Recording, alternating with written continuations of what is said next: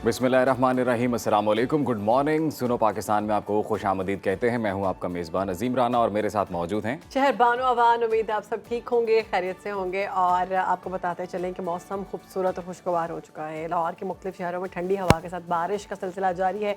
कुछ इलाकों में ठंडी हवाएं चल रही हैं और जबकि कुछ इलाकों में मूसलाधार बारिश का सिलसिला जारी है। जबकि कराची की अगर बात की जाए तो समंदरी हवाएं मुकम्मल बंद होने से शदीद हब्स के सबब शहर का दर्जा हरारत 40 डिग्री तक पहुंच गया है और 54 डिग्री तक महसूस किया गया है। कराची की गर्मी जो है, तो सबको पता है बहुत ज़्यादा होती है और गर्मी की वजह से गुज़श्ता रोज़ यौम आशूर के जुलूस में शरीक 250 से ज़ायद अफराद बेहोश हो गए।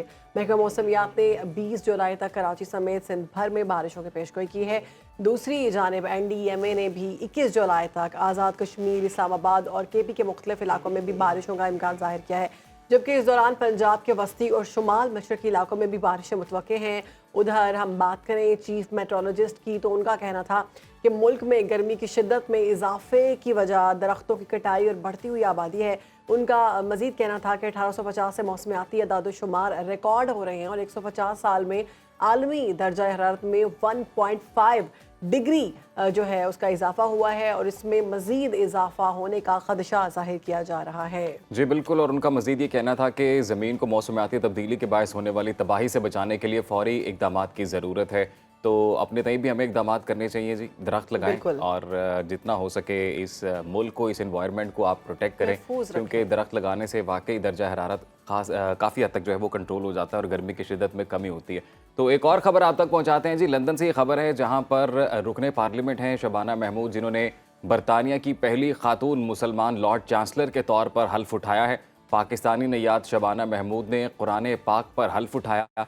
इस मौके पर शबाना महमूद ने कहा कि उन्हें फ़ख्र है कि वो पहली मुस्लिम खातून लॉर्ड चांसलर हैं जो उर्दू बोल सकती हैं। उनका मज़ीद ये कहना था कि वो अपनी ज़िम्मेदारियों को निभाते हुए बैनुल-अक़वामी क़वानीन की हुक्मरानी और इंसानी हुकूक़ की पासदारी को यकीनी बनाएंगी। शबाना महमूद ने यह भी कहा कि इस्लाम इंसाफ का दर्स देता है और मैं इस फ़र्ज़ से किसी सूरत पीछे नहीं हटूंगी। बिल्कुल। और उनका ये भी कहना था कि बरतानिया की पहली खातून लॉर्ड चांसलर हैं वो, और उन्होंने एक लेडी चीफ जस्टिस के सामने अपने ओहदे का हल्फ उठाया। कुरान पाक पर उन्होंने हल्फ लिया, क्योंकि बहुत ही खूबसूरत लगा उस वक्त बरतानिया के बाकी लोगों के सामने जो वहाँ पर मौजूद थे। और उर्दू ज़बान बोलने वाली वो पहली लॉर्ड चांसलर है, तो बड़ी अच्छी बात है। हमारी ज़बान जो है वो अगर वहाँ पर भी बोली जाएगी तो हमारी ज़बान वैसे ही बड़ी खूबसूरत है, उर्दू ज़बान।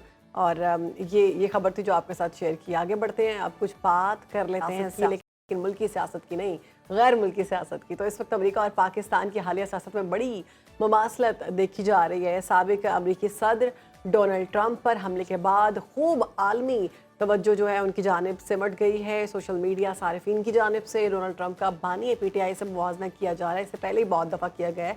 तो बानी PTI पर वज़ीराबाद हमले के बाद उनकी सियासी मकबूलियत में इजाफा हुआ था, जबकि डोनाल्ड ट्रंप के बारे में भी ये कहा जा रहा है कि इस हमले के बाद इलेक्शन में अवामी हमदर्दियाँ मिलने का इम्कान जाहिर किया जा रहा है। बानी PTI को अदालतों से रिलीफ मिलने पर शहबाज हुकूमत की अदालतों पर ताबड़तोड़ लफ्जी हमले जारी हैं और पार्लियामेंट में बड़े फैसले किए जाने का इम्कान है। तो उधर डोनाल्ड ट्रंप ने 3 अहम केसेस ख़त्म होने और अदालत की जानिब से रिलीफ मिलने पर बाइडन इंतज़ामिया पर भी इज़्तिराब ज़ाहिर किया है। अमरीकी सदर ने अदलिया के ख़िलाफ़ एक नया महाज तैयार कर लिया है। खबरें ये भी आ रही हैं कि सदर जो बाइडन ने सुप्रीम कोर्ट में बड़ी तब्दीलियों का मंसूबा बना लिया है। सदर समेत आइनी ओहदों पर मौजूद शख्सियात को हासिल इस्तिस्ना ख़त्म करने पर जजेस की मुद्दत मुलाजमत तय करने और नया ज़ाब्ता अखलाक लागू करने का प्लान तैयार कर लिया है। तो ये तमाम तर सूरत हाल इस पर बात करेंगे। हमारे साथ मौजूद हैं तज्ज़ियाकार हैं अब्दुर्रहमान साहब। वेलकम करते हैं अब्दुर्रहमान, कैसे हैं आप? बहुत शुक्रिया। अब्दुर्रहमान, अभी सुप्रीम कोर्ट में चेंजेस करने जा रहे हैं सदर जो बाइडन, क्या लग रहा है अमरीकी सियासत के लिए ये फ़ायदेमंद होगा? बिस्मिल्लाहिर्रहमानिर्रहीम। बहुत शुक्रिया, आपने अपने इंट्रो में ये बताया कि बहुत सारी सिमिलैरिटीज़ हैं पाकिस्तान के इलेक्शंस में। इल्ज़ाम तराशी वहाँ पर भी हो रही है, तशद्दुद का एलिमेंट भी अब अमरीकी सियासत के अंदर आ गया है। जो तब्दीलियों की बात हो रही है, जिस तरह से पाकिस्तान के अंदर मौजूदा हुकूमत अदालती फ़ैसलों पर तनकीद कर रही है, अदलिया को कंट्रोल करने की कोशिश कर रही है, इसी तरीके से अब जो बाइडन भी जाते जाते बहुत सारे नए महाज क्रिएट कर रहे हैं। अब ये जो तब्दीली वो चाह रहे हैं अदालती निज़ाम में, इसको समझना बहुत ज़रूरी है। अमेरिका का अदालती निज़ाम है क्या?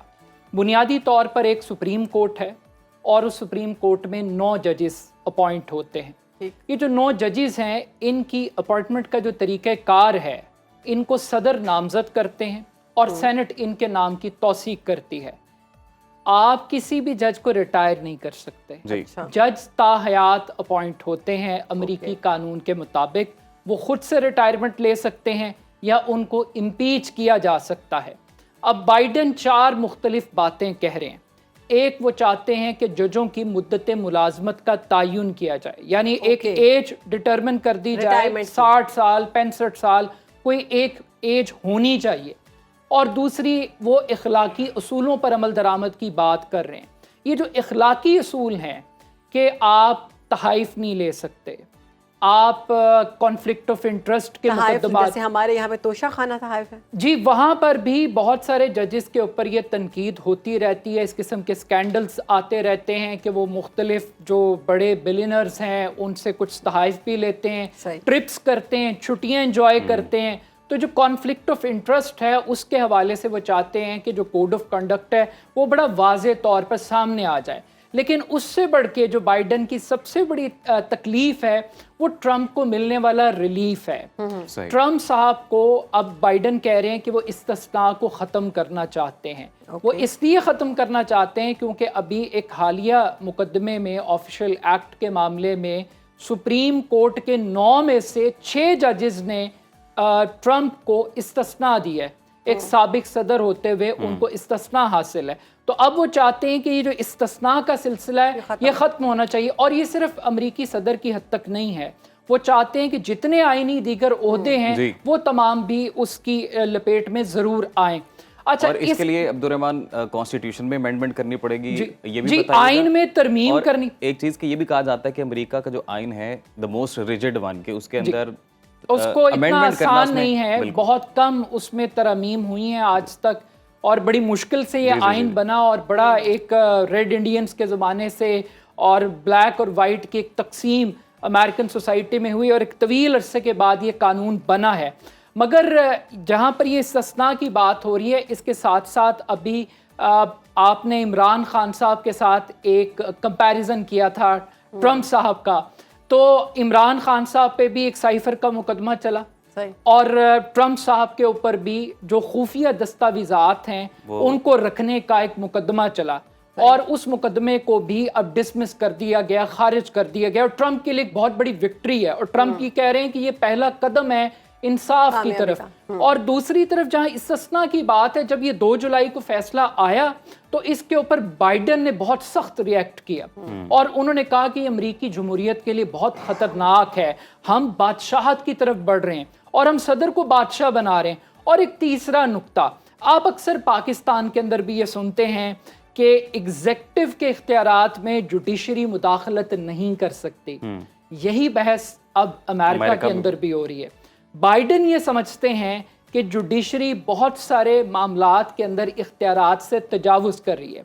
इसके अंदर 3 से 4 बड़े मेजर मुकदमात हैं। स्टूडेंट लोन स्कीम है, इसमें इंटेलिजेंस एजेंसीज जो हैं उनके इख्तियारात में कमी का मामला है। अगर मैं सिर्फ एक स्टूडेंट लोन स्कीम का एक रेफरेंस आपको बता दूं तो ये बुनियादी तौर पे पिछले साल एक स्कीम बाइडन इंतज़ामिया लेकर आई।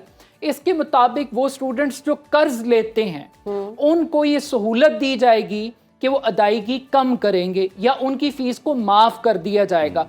इस स्कीम के तहत तकरीबन अमेरिका में 80 लाख लोगों ने रजिस्टर किया। उन 80 लाख में से तकरीबन 4 लाख ऐसे स्टूडेंट्स थे जिनको 100% फ्री कर दिया गया और तकरीबन $5 अरब की जो अमाउंट है वो कुछ लोगों की माफ़ कर दी गई। लेकिन 2 रिपब्लिकन जो स्टेट्स थी वो कोर्ट में गई, उन्होंने जाके चैलेंज किया और उन्होंने कहा कि बाइडन अपने इख्तियारात से तजावुज़ कर रहे हैं। ये जो सेफ प्रोग्राम है ये एक बहुत बड़ा कॉन्फ्लिक्ट ऑफ इंटरेस्ट है और ये इलेक्शन से पहले हो रहा है। चूंकि इंतखाबात करीब है अमेरिका में तो इस वक्त सख्त दौड़ है सामने। भी जो बाइडन को कोविड हो गया, जो लेटेस्ट न्यूज़ आ रही है वहाँ से अमेरिका से। अच्छा, ये बताइएगा कि एक कैंपेन के दौरान जब डोनाल्ड ट्रंप को निशाना बनाया गया तो उसके बाद से क्या लग रहा है, पोल्स क्या कहते हैं, उनकी मकबूलियत में इजाफा हुआ? मेरा ख्याल है कि वो जो एक इत्माम हुज्जत था वो मुकम्मल हो गया है ट्रंप की विक्ट्री का।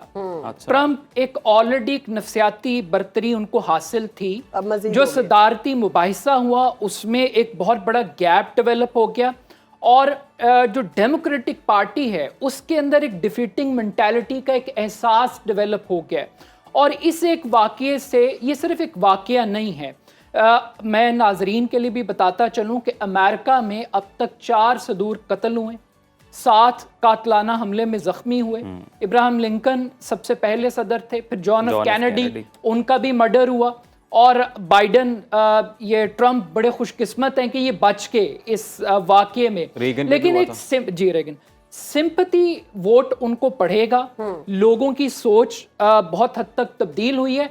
और इसके साथ साथ एक और भी चीज है, जिस तरीके से वो खड़े हुए गोली लगने के बावजूद, और उन्होंने मुक्के लहराकर फाइट फाइट फाइट जी इमरान खान साहब से। असल में चीज ये है कि एक उनका जो फाइट बैक करने की कैपेसिटी है, और उनकी जो एक फैन क्लब है, आपको रिपब्लिकन वोटर की टर्म सुनाई नहीं देगी, आपको ट्रंप वोटर्स की इस्तलाह सुनने को पीछे ये खबरें आई कि ईरान इन्वॉल्व है, क्योंकि वो अपने कमांडर जो है उनका बदला लेना चाहता। लेकिन उसका बदला ट्रंप से क्यों?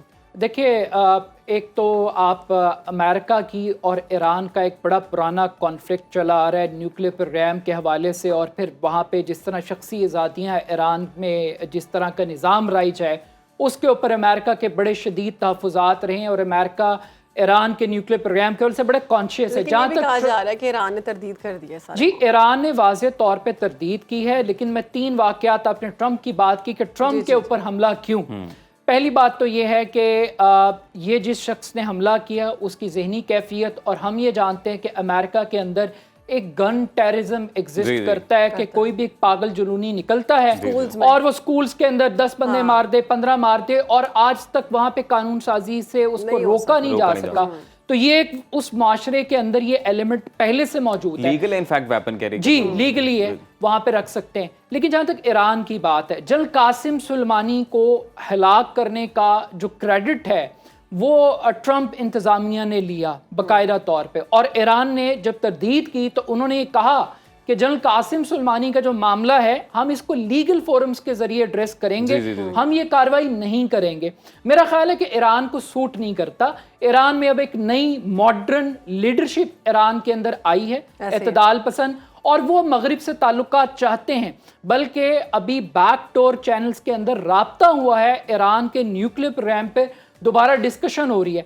ट्रंप का एक हार्डकोर स्टांस था जब न्यूक्लियर डील हुई अमेरिका के दरमियान, 6 ताकतों के दरमियान और ईरान के दरमियान, तो ट्रंप साहब उस मुआहदे से निकल आए, वो फिर गए वहां से निकल आए, और इंटरनेशनल कम्युनिटी अभी भी वो 6 मुल्क वहीं खड़े हैं, लेकिन इन्होंने अपनी पोजीशन चेंज की है। मगर इस वक्त जो सबसे बड़ा अमेरिकन इलेक्शन के अंदर जो डिस्कशन का बाइस है वो बाइडन की सेहत है। बाइडन को वो समझते हैं कि बाइडन डिफेंड नहीं कर पाए, बाइडन अपनी परफॉर्मेंस नहीं बता पाए, बाइडन वोटर को कन्विंस नहीं कर पा रहे। वोटर को तो दूर की बात, ट्रंप का मुकाबला तो दूर की बात है, वो अपनी ही पार्टी के अंदर लोगों को कन्विंस नहीं कर पा रहे। अब आप देखिए अब्दुर्रहमान के वाइस प्रेसिडेंट कमला हैरिस जी, वो अच्छा मुतबादिल है डेमोक्रेट्स के लिए। मुतबादिल हो सकता है, लेकिन मुझे लगता है कि अब वक्त गुजर गया है। अगर इस स्टेज के ऊपर आप बाइडन को चेंज करेंगे तो आपने एक तरह से शिकस्त तो तस्लीम कर ली। आपने ये मान लिया कि आपके पास प्रेसिडेंशियल कैंडिडेट इस काबिल नहीं था, आपने ये भी तस्लीम कर लिया कि आपकी पार्टी ने उस तरीके से परफॉर्म नहीं किया जिस तरीके से परफॉर्म करना चाहिए था। तो वो जो एक नफसियाती बर्तरी का एलिमेंट है वो ट्रंप को मिल गया है। तो इस स्टेज के ऊपर मुझे लगता है कि वो जो डैमेज कंट्रोल है, अगर आप कैंडिडेट को बदल भी लेते हैं तो शायद वो उस तरीके से काम नहीं करेगा। अब बाइडन क्या कह रहे हैं? बाइडन कह रहे हैं कि अगर डॉक्टर्स मुझे इजाज़त देते हैं या अगर डॉक्टर्स मुझे कहते हैं कि मेरी सेहत ठीक नहीं है तो मैं क्विट कर जाऊंगा। और वो ये भी बात कह रहे हैं कि अगर मैं जीत जाता हूं तो मैं कुछ अरसे के बाद किसी और को ये पावर ट्रांसफर कर दूंगा। तो बुनियादी तौर पे जिस तरीके से पाकिस्तान की पॉलिटिक्स का किंग इस वक्त इमरान खान है और इमरान खान के गिर्द पाकिस्तान की सियासत घूम रही है, तो इसी तरीके से ट्रंप भी अमेरिकन पॉलिटिक्स के किंग है। ये कोविड वाली जो खबर है, इससे क्या लगता है कि ये भी कोई स्ट्रैटेजी हो सकती है रिप्लेस करने की? मैं वही कह रही हूँ, अभी तक कोविड वहां पे चल रहा है जी, ये इसके ऊपर बड़ी मीम्स बन रही हैं, इस पे बड़ा मजाक उड़ रहा है। वो कह रहे हैं कि ये शिकस्त का कोरोना है, अच्छा, ये ट्रंप का कोरोना इनको लग गया है और ये जो कोरोना है ये बुनियादी तौर पर एक दस्तबरदारी का एक रास्ता है और इसकी टाइमिंग बड़ी इंपॉर्टेंट है। पार्टी का जो इजलास होना था जिसके अंदर नामजद किया जाना था बाइडन को, उसको एक हफ्ते के लिए आगे बढ़ा दिया गया। और एक और फैक्टर है फंडिंग एक और यॉर्डस्टिक है किसी भी पार्टी के जीतने की और हारने की। तो अभी जो डेमोक्रेट्स हैं उनकी फंडिंग बहुत तेजी से नीचे गिर रही है और ट्रंप की फंडिंग बढ़ रही है। अब जो एक्स के बानी हैं उन्होंने ट्रंप की हिमायत का ऐलान किया, उनको फंडिंग देने का ऐलान किया, उसके ऊपर जी और उसके ऊपर भी बाइडन ये कह रहे हैं कि यहाँ पे इलेक्शन खरीदने की कोशिश की जा रही है। वहां पे भी ये बातें हो रही है जी। अगर रिपब्लिकन आते हैं इक़्तिदार में, ट्रंप बनते हैं फॉर एग्जांपल, प्रेसिडेंट मफरूज़े के तौर पे बात करते हैं, तब आप आलमी सियासत का क्या मंजरनामा देख रहे हैं? किस तरह से मशरिक़ वुस्ता में क्या तब्दीलियाँ होंगी, पाकिस्तान में क्या होंगी? क्योंकि यहाँ पे भी कहा जाता है कि बानी PTI और ट्रंप इंतजामिया का कोई स्ट्रॉन्ग कनेक्शन है। पाकिस्तान में तो डेफिनेटली तब्दीली होगी और इमरान खान साहब के अच्छे सितारे भी मिलते हैं, मिजाज भी मिलता है, सिमिलैरिटीज भी मिलती हैं, स्टाइल ऑफ पॉलिटिक्स भी मिलती है और दोनों के वोटर्स का ट्रेंड भी, जो रेड लाइंस को क्रॉस करने का ट्रेंड है, वो दोनों साइड्स पे पाया जाता है। ट्रंप के अगर आप पिछले 4 साल का अगर आप कंपैरिजन करें, जब वो इक्तदार में थे तो उन्होंने जंगों का खात्मा किया है। वो अफगानिस्तान से फौजों को निकाल के लेकर आए। अभी भी वो ये बात कह रहे हैं कि वो गजा जंग को ख़त्म करेंगे। वो यूक्रेन की जो वॉर है, रशिया के साथ जो कॉन्फ्लिक्ट डेवलप हो रहा है, वो उसको रोकेंगे।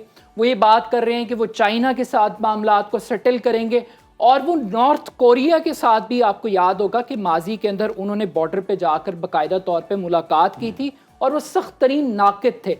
और आप ट्रंप जो है वो बड़े अनप्रिडिक्टेबल किस्म के आदमी हैं। उन्होंने अपना जो वाइस प्रेसिडेंट चूज किया है वो ऐसे आदमी को किया जो उन पे सबसे ज्यादा तनकीद करता रहा है। तो आप ट्रंप को फुल ऑफ सरप्राइजेस, आप वो दौर कह सकते हैं कि पूरी दुनिया में तब्दीली आएगी। जहां तक पाकिस्तान का ताल्लुक है, पाकिस्तान के और अमेरिका के जो सिक्योरिटी ताल्लुकात हैं, स्पेशली अमेरिकन पर्सपेक्टिव से, और फिर पाकिस्तान के लिए एक बैलेंस करना चीन और अमेरिका के दरमियान, एक तवील अरसा पाकिस्तान ब्लॉक पॉलिटिक्स को अवॉइड करता रहा। का मुतालिबा हम अक्सर देखते हैं, उसमें कोई कमी आएगी?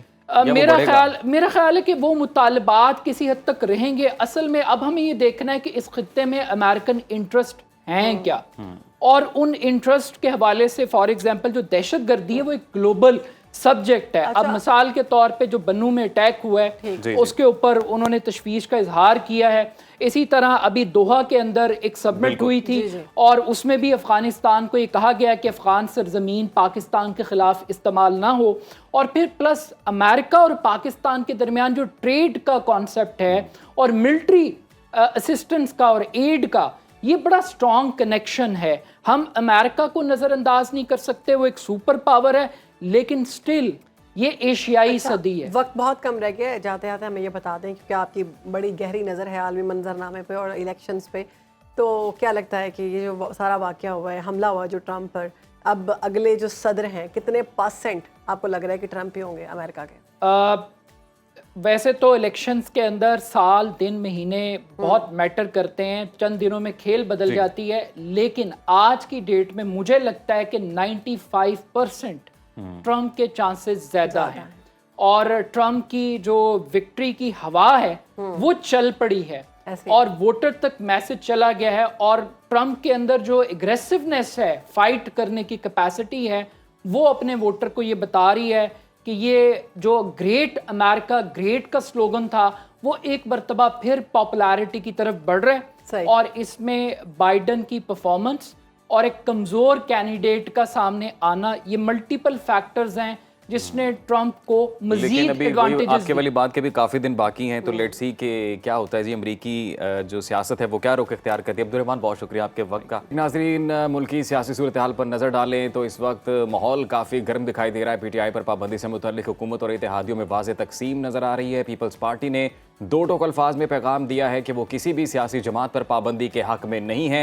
इत्तेहादियों के रद्दमल के बाद हुकूमत अपने मौक़िफ़ से पीछे हटने लगी है। वफाकी वज़ीर इत्तलात अताउल्लाह तारड़ ने PTI पर पाबंदी लगाने का फैसला सुनाया तो नायब वज़ीर आज़म और वज़ीर ख़ारजा इसहाक़ डार ने यू टर्न लेते हुए ये वजाहत की है कि अभी पाबंदी का फैसला हतमी नहीं है, इत्तेहादियों से मुशावरत की जाएगी, उसके बाद फैसला होगा। और इसके साथ ये अफवाहें भी गर्दिश कर रही है जी कि मखसूस नशिस्तों के मामले पर हुकूमत सुप्रीम कोर्ट के फैसले पर अमल नहीं करेगी। ताहम इस पर इलेक्शन कमीशन का क्या मौक़िफ़ होगा, इस हवाले से आज इलेक्शन कमीशन का एक अहम और बड़ा इजलास होने जा रहा है। और इसके अलावा फिच की एक ताज़ा तरीन रिपोर्ट आई है मुल्की सियासी सूरत हाल से मुतल्लिक, उस पर भी तज्जिया लेते हैं। बिल्कुल, हमारे साथ मौजूद हैं तमाम तर सूरत हाल पर बात करने के लिए सीनियर तज्जियाकार हैं आमिर इलियास राना साहब। राना साहब, सबसे पहले फिच की रिपोर्ट पर बात कर रहे थे।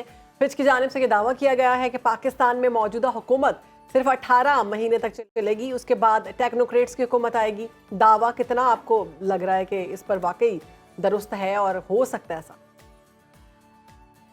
देखें, फिच एक बाएतमाद इदारा है जिसकी रिपोर्ट को आप इग्नोर भी नहीं कर सकते और वो सियासत में भी दाखिल हुआ है प्रेडिक्ट करने के लिए। तो टेक्नोक्रेट की गवर्नमेंट, क्या हमारी जो निगरान गवर्नमेंट थी वो टेक्नोक्रेट्स की नहीं थी? तो क्या था? क्या जब फौजी हुकूमतें आती हैं तो वो जनरल मुशर्रफ जब आए थे तो वो 3 साल टेक्नोक्रेट्स की गवर्नमेंट थी? हम कहाँ खड़े हैं? हम कहाँ थे? हमें क्या पता चलता है? इसका हाल ये नहीं है कि ये टेक्नोक्रेट मुल्क चला लेंगे, ये सियासतदान नहीं चला सकते, ये मिलके ही चलाया जा सकता। और सब जब तक नहीं होंगे ऑन बोर्ड, अगर आपको कोई तजर्बा करना है तो आप बिल्कुल जो मर्जी कर लें, आप नहीं चला सकते। अवाम की राय भी बड़ी जरूरी होती है कि आपके साथ हो जब आप फैसले करें। इससे सख्त फैसले ना टेक्नोक्रेट कर सकते हैं, ना कोई सियासत चलने वाली जमात कर सकती है, जो इस वक्त शहबाज शरीफ की गवर्नमेंट ने IMF के पैकेज के हसूल के लिए टैक्सेशन किया। इससे बुरी टैक्सेशन हो नहीं सकती कि कोई साय ऑफ रिलीफ कहीं पे भी नहीं है। हाँ, उन लोगों के लिए है जिनको पहले ही कुछ नहीं होता था, उन्हीं की मराद बड़ी हैं जिन्हें पहले कोई नहीं रोकता था। तो गरीब आदमी मारा गया है, तनख्वाहदार मारा गया है, और ढूंढ ढूंढ के वो वेन्यूज निकाले गए हैं कि बड़ा आदमी कैसे बच सकता है और छोटे को कैसे पीसा जा सकता है। तो राना साहब, क्या फिर मौजूदा हुकूमत को एडवाइस करने वाला कोई नहीं था कि अगर इस तरह से हैवी टैक्सेशन की जाएगी तो उसका ऑब्वियसली एक इफेक्ट आएगा हुकूमत के ऊपर, या फिर रास्ता ये बचा था? देखें, एडवाइस तो इन सबको पता है ना। अब बात वही है कि कुर्बानी के लिए वो बकरों की सूरत में अवाम ही है, और उस कुर्बानी के नतीजे में जब गरीब आदमी होता है तो उसको आते जाते लोग ताने भी देते हैं, कोसने भी देते हैं, थप्पड़ छप्पड़ भी मार देते हैं। इस वक्त आलमी इदारे पाकिस्तान के साथ वही सलूक कर रहे हैं। आते जाते हमारे साथ यही कुछ हो रहा है, और तुम्हारी हुकूमत 18 महीने चलेगी और तुम ये कर लो, तुम वो कर लो, क्योंकि मशवरा सारे देते हैं ना। तो राना साहब, ये आगे से सियासतदान भी तो ये नहीं सोचते कि थोड़ा ही टाइम है, एंजॉय कर लेते हैं, हमारी हुकूमत तो चली जानी है? देखिए, फंस गए हैं ना अब, हर तरफ से ला के। अब जहां जाते हैं सवाल क्या होता है, कुरानों के लिए कोई जवाब देने की जगह बची है कि चाहे आप कितना साइड पे चले जाएं, आपको सवाल यही होता है कि इसके नतीजे में क्या होगा। अब हर तरफ से, अब देखिए गौर एजाज साहब मेरे बड़े अच्छे दोस्त हैं, उन्होंने कल ट्वीट कर दिया कि जनाब ये इस तरह है, ये कैपेसिटी चार्जेस दे रहे हैं। लेकिन ये जो 6 महीनों में वो 4 मतलब तकरीबन सीनियर मोस्ट मिनिस्टर थे, 4-5 बड़े पोर्टफोलियो उनके पास थे। मैं अब चाहूंगा, आज मैं उनसे बात भी करूंगा कि आपने IPPs के ऊपर कैबिनेट में क्या किया था। सही, आप इंडस्ट्रियलिस्ट भी बड़े हैं और आम आदमी के लिए फलाई मंसूबे भी चलाते हैं। तो उस वक्त आपने क्या किया था? कोई रिपोर्ट बताएं हमें कि आपने ये बताया था कि ये कैपेसिटी चार्जेस हम इस तरह से जान छुड़ा सकते हैं। ये उनकी जगह अलग बात, लेकिन ये गवर्नमेंट का फैसला जरूर होना चाहिए। ये मैं कई दिनों से, 2-3 हफ्तों से बात कर रहा हूँ कि पहले पाकिस्तानी, बल्कि हैं ही तकरीबन पाकिस्तानी मालकान, नाम किसी का कुछ भी हो सकता है, कि इन्हें तो बिठाएं कि खुदा का वास्ता है यार, तो इतने सालों से इतने प्रॉफिट कमा चुके हो, जान छोड़ दो। अब आज खुद बुनियादों पे कि हम, पाकिस्तान अब कंगाल हो चुका हुआ है पैसे दे दे के, ना तुम्हारे मंसूबे चल रहे हैं क्योंकि हम तुम्हारी कास्ट पे तो तुमसे बिजली भी नहीं ले सकते।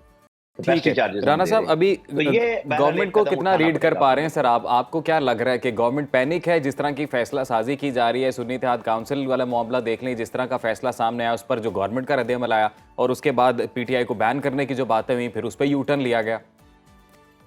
देखें, उसकी वो समझे प्रेस कॉन्फ्रेंस तो एक बाकायदा प्लान करके की गई थी अताउल्लाह तारड़ की। आप ये ना समझे कि वो अकेले थे उस फैसले में, उसमें सारे स्टेक होल्डर्स उनके साथ लेकिन नए वज़ीर आज़म साहब तो कुछ और ही कह रहे हैं। के नतीजे में मैं एक मिनट मुझे बात तो कर लेने दें, जब सवाल आपने पूछ ही लिया है तो उसमें जब सारे बंदों से बात करने के बाद कही तो वो चेक करना मकसद होता है कि हाँ जी रिएक्शन क्या है।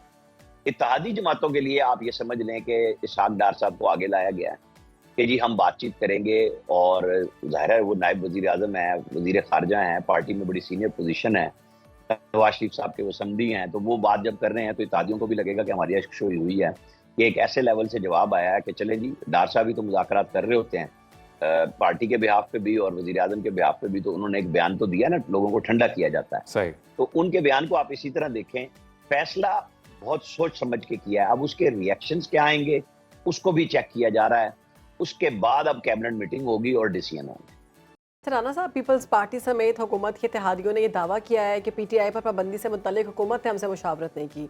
बजट के मामले पर भी यही मामला सामने आए थे, तो क्या हुकूमत जो है इस तरह के किसी मामले में इत्तेहादियों को पहले एतमाद में नहीं लेती? देखें इत्तेहादियों ने क्या किया बजट पे, उस वक्त भी मैं तो ये कह रहा था भाई ना वोट दो, सदर साहब से कहो कि वो शहबाज शरीफ से कहें कि पीपल्स पार्टी वोट नहीं दे रही, तुम एतमाद का वोट ले लो, बात खत्म हो जाती। बहादुर बने ना फिर सारे के सारे। ये बयानात इसलिए नहीं दिए जाते, वो अपने अपने मुतालबे मनवाने के लिए दिए जाते हैं, अपनी एग्जिस्टेंस को शो किया जाता है। इत्तेहादी जमातों का ये राइट है कि वो कहें कि यार हमसे मुशावरत तो करो, तो वो कह दिया कि मुशावरत करनी है, हमने हतमी फैसला नहीं किया। डार साहब ने जो काम करना था, जो चेक करना था, किसी को मैसेज देना था, कहीं से जो सिग्नल जवाबी वसूल करना था, वो काम हो गया हुआ है। अब उसके फैसले होने हैं कि जी अब इसको कैसे एग्जीक्यूट करना है या इससे पीछे हटना है, वो अब आने वाले दिनों में हमें मुशावरत के नतीजे में नजर आएंगे। लेकिन जो काम करना था, जो कहना था, वो कह दिया गया। राना साहब ये भी बताइएगा, फिच रिपोर्ट का ही अगेन हवाला देते हुए कि बानी पीटीआई के बारे में रिपोर्ट में कहा गया जी कि वो तो बाहर आते नज़र नहीं आते हैं, इस हवाले से आप क्या कहेंगे? दूसरा ये भी कहा गया कि जी अगर प्रोटेस्ट होते हैं, potential protest in Pakistan cities, तो ये इकोनॉमिक एक्टिविटीज़ को नुकसान पहुंचा सकते हैं, तो ये भी बताइएगा, ये एनालिसिस है इस रिपोर्ट का, ये कोई मशवरा है? ये दोनों चीज़ों में आप देखें कि जो इकोनॉमिक सिचुएशन बनी हुई है, जिसको हम अभी डिस्कस कर रहे थे कि बहुत बुरा हाल है लोगों का, तो लावा तो किसी भी वक्त फट सकता है, लोग निकल सकते हैं, उसमें कोई ज़रूरत नहीं होती कि कोई सियासी जमात ही उसे लीड कर रही हो, क्योंकि जब घर में खाने को पैसे ना हो तो किसी भी वक्त लोगों का रिएक्शन ऐसा आ सकता है, और अल्लाह बचाए उस रिएक्शन से, क्योंकि जाहिर है फिर बचता कुछ नहीं है जी। और उसको लीड करें।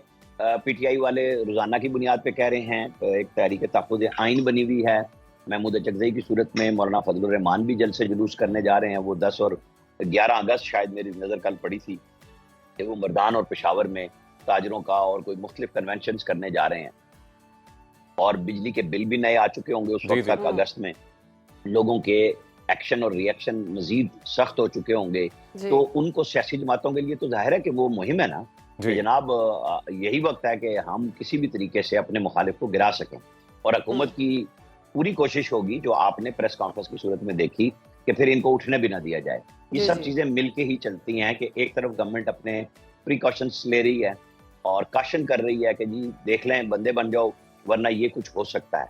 कौन कामयाब होगा, बहरहाल इसमें पाकिस्तानी अवाम जल्द कामयाब होते हैं मुझे नजर नहीं आ रहा। अच्छा राना साहब, जैसे कि आपने कहा कि घर में पैसे ना हो और हालात ख़राब हो तो फिर सड़कों पर ही आना बनता है, सड़कों पर लोग आएंगे, ऐसा हो सकता है, तो आपको नहीं लगता कि हुकूमत को भी ये सारी चीज़ें पता है कि पाकिस्तान के हालात कितने ख़राब हैं, बिजली के निर्ख कहाँ पर पहुँच चुके हैं, रोटी जो है वो लोगों तक पहुँच नहीं रही, बजाय ये कि वो अवामी मसले पहले हल करे, वो पीटीआई पर बैन लगाने की बातें जो हैं वो ज़्यादा उस पर गौर किया जा रहा है? देखिए, गवर्नमेंट तो बड़ी वजाहत से बजट में कह चुकी ना कि हमारे पास कोई कुशन ही नहीं है। वजीर आजम ने क्या कहा कि हमें IMF से ही बजट मिला ना, तो हमने दे दिया।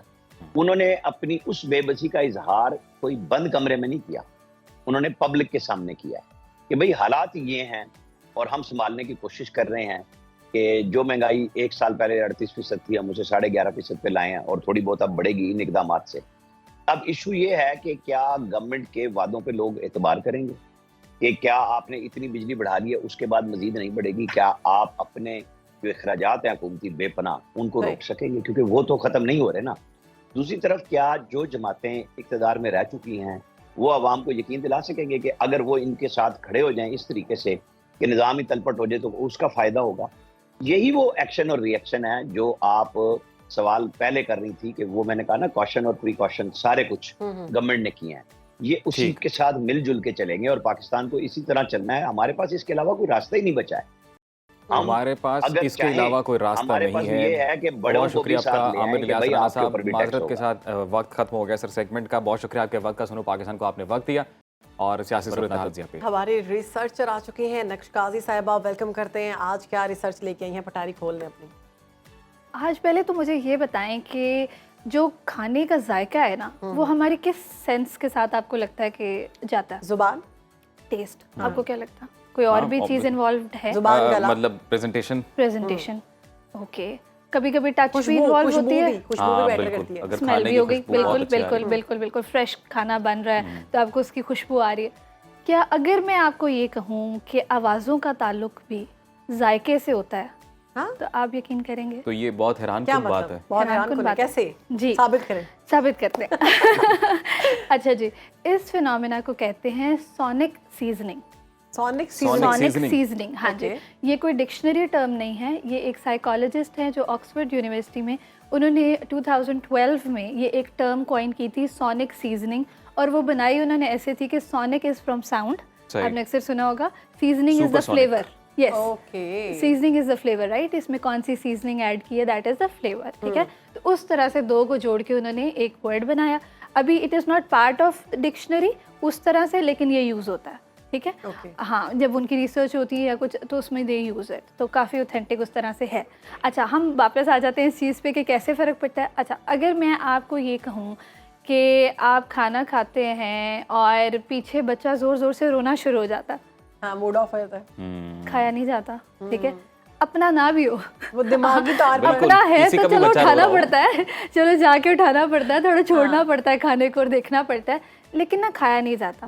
पीछे हैमरिंग की साउंड आ रही, कोई कंस्ट्रक्शन हो रही है, ठक ठक ठक ठक लगाई हुई अगलों ने, मतलब आप का फेवरेट खाना बना हुआ, खाया नहीं जा रहा, इरिटेट हो रहे हैं कि कैसे खाएं कैसे, ठीक है। अक्सर एरोप्लेन्स में जब हम ट्रैवल कर रहे होते हैं, ये वाली साउंड्स तो सुनाई देती हैं वहाँ पे, लेकिन वो कोशिश ये करते हैं कि आपकी उसको अच्छा बनाने के लिए आपके एक्सपीरियंस को एक सॉफ्ट म्यूजिक बैकग्राउंड में हो।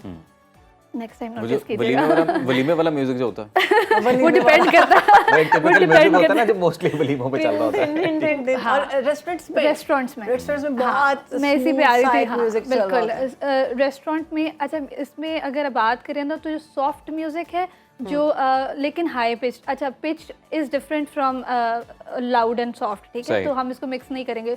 लो फ्रीक्वेंसी वॉइसेस और हाई फ्रीक्वेंसी में फ़र्क होता है। जब लो फ्रीक्वेंसी की आप आवाज़ें सुनते हैं तो that gives you a bitter taste, ठीक है। और जब आप हाई फ्रीक्वेंसी के सुनते हैं तो दैट गिव्स यू, जैसे जैजी सा होता है, that gives you a sweet. मतलब लो फ्रीक्वेंसी से आपका मतलब है जो श्रिल वॉइसेस होती हैं, बड़ी चुभने वाली आवाज़, चुभने वाली, जैसे अगर बड़ी वो इरिटेट सी करने वाली टाइप, ठीक है। और इसके ऊपर रिसर्च इस तरह से की गई कि उन्होंने चॉकलेट टेस्ट करवाई और चॉकलेट को एक दफ़ा बैकग्राउंड में म्यूज़िक रखा, थोड़ा स्लो और थोड़ा सा इस तरह का, और लोगों को लगा it was very sweet and it was really मतलब मज़ेदार मीठी, ठीक है। और दूसरी दफ़ा उन्होंने उसकी पीछे से बैकग्राउंड चेंज कर दी और फिर उन्होंने वही टेस्ट करवाई तो उनको लगा नहीं ये बिटर ज़्यादा कर रही है। कॉफ़ी के ऊपर भी अगर आप देखेंगे तो कॉफ़ी पे भी इसका ऐसे फ़र्क पड़ता है। अच्छा, और बात करें तो पंजाबियों में पड़ता है ये चीज़ों का फ़र्क?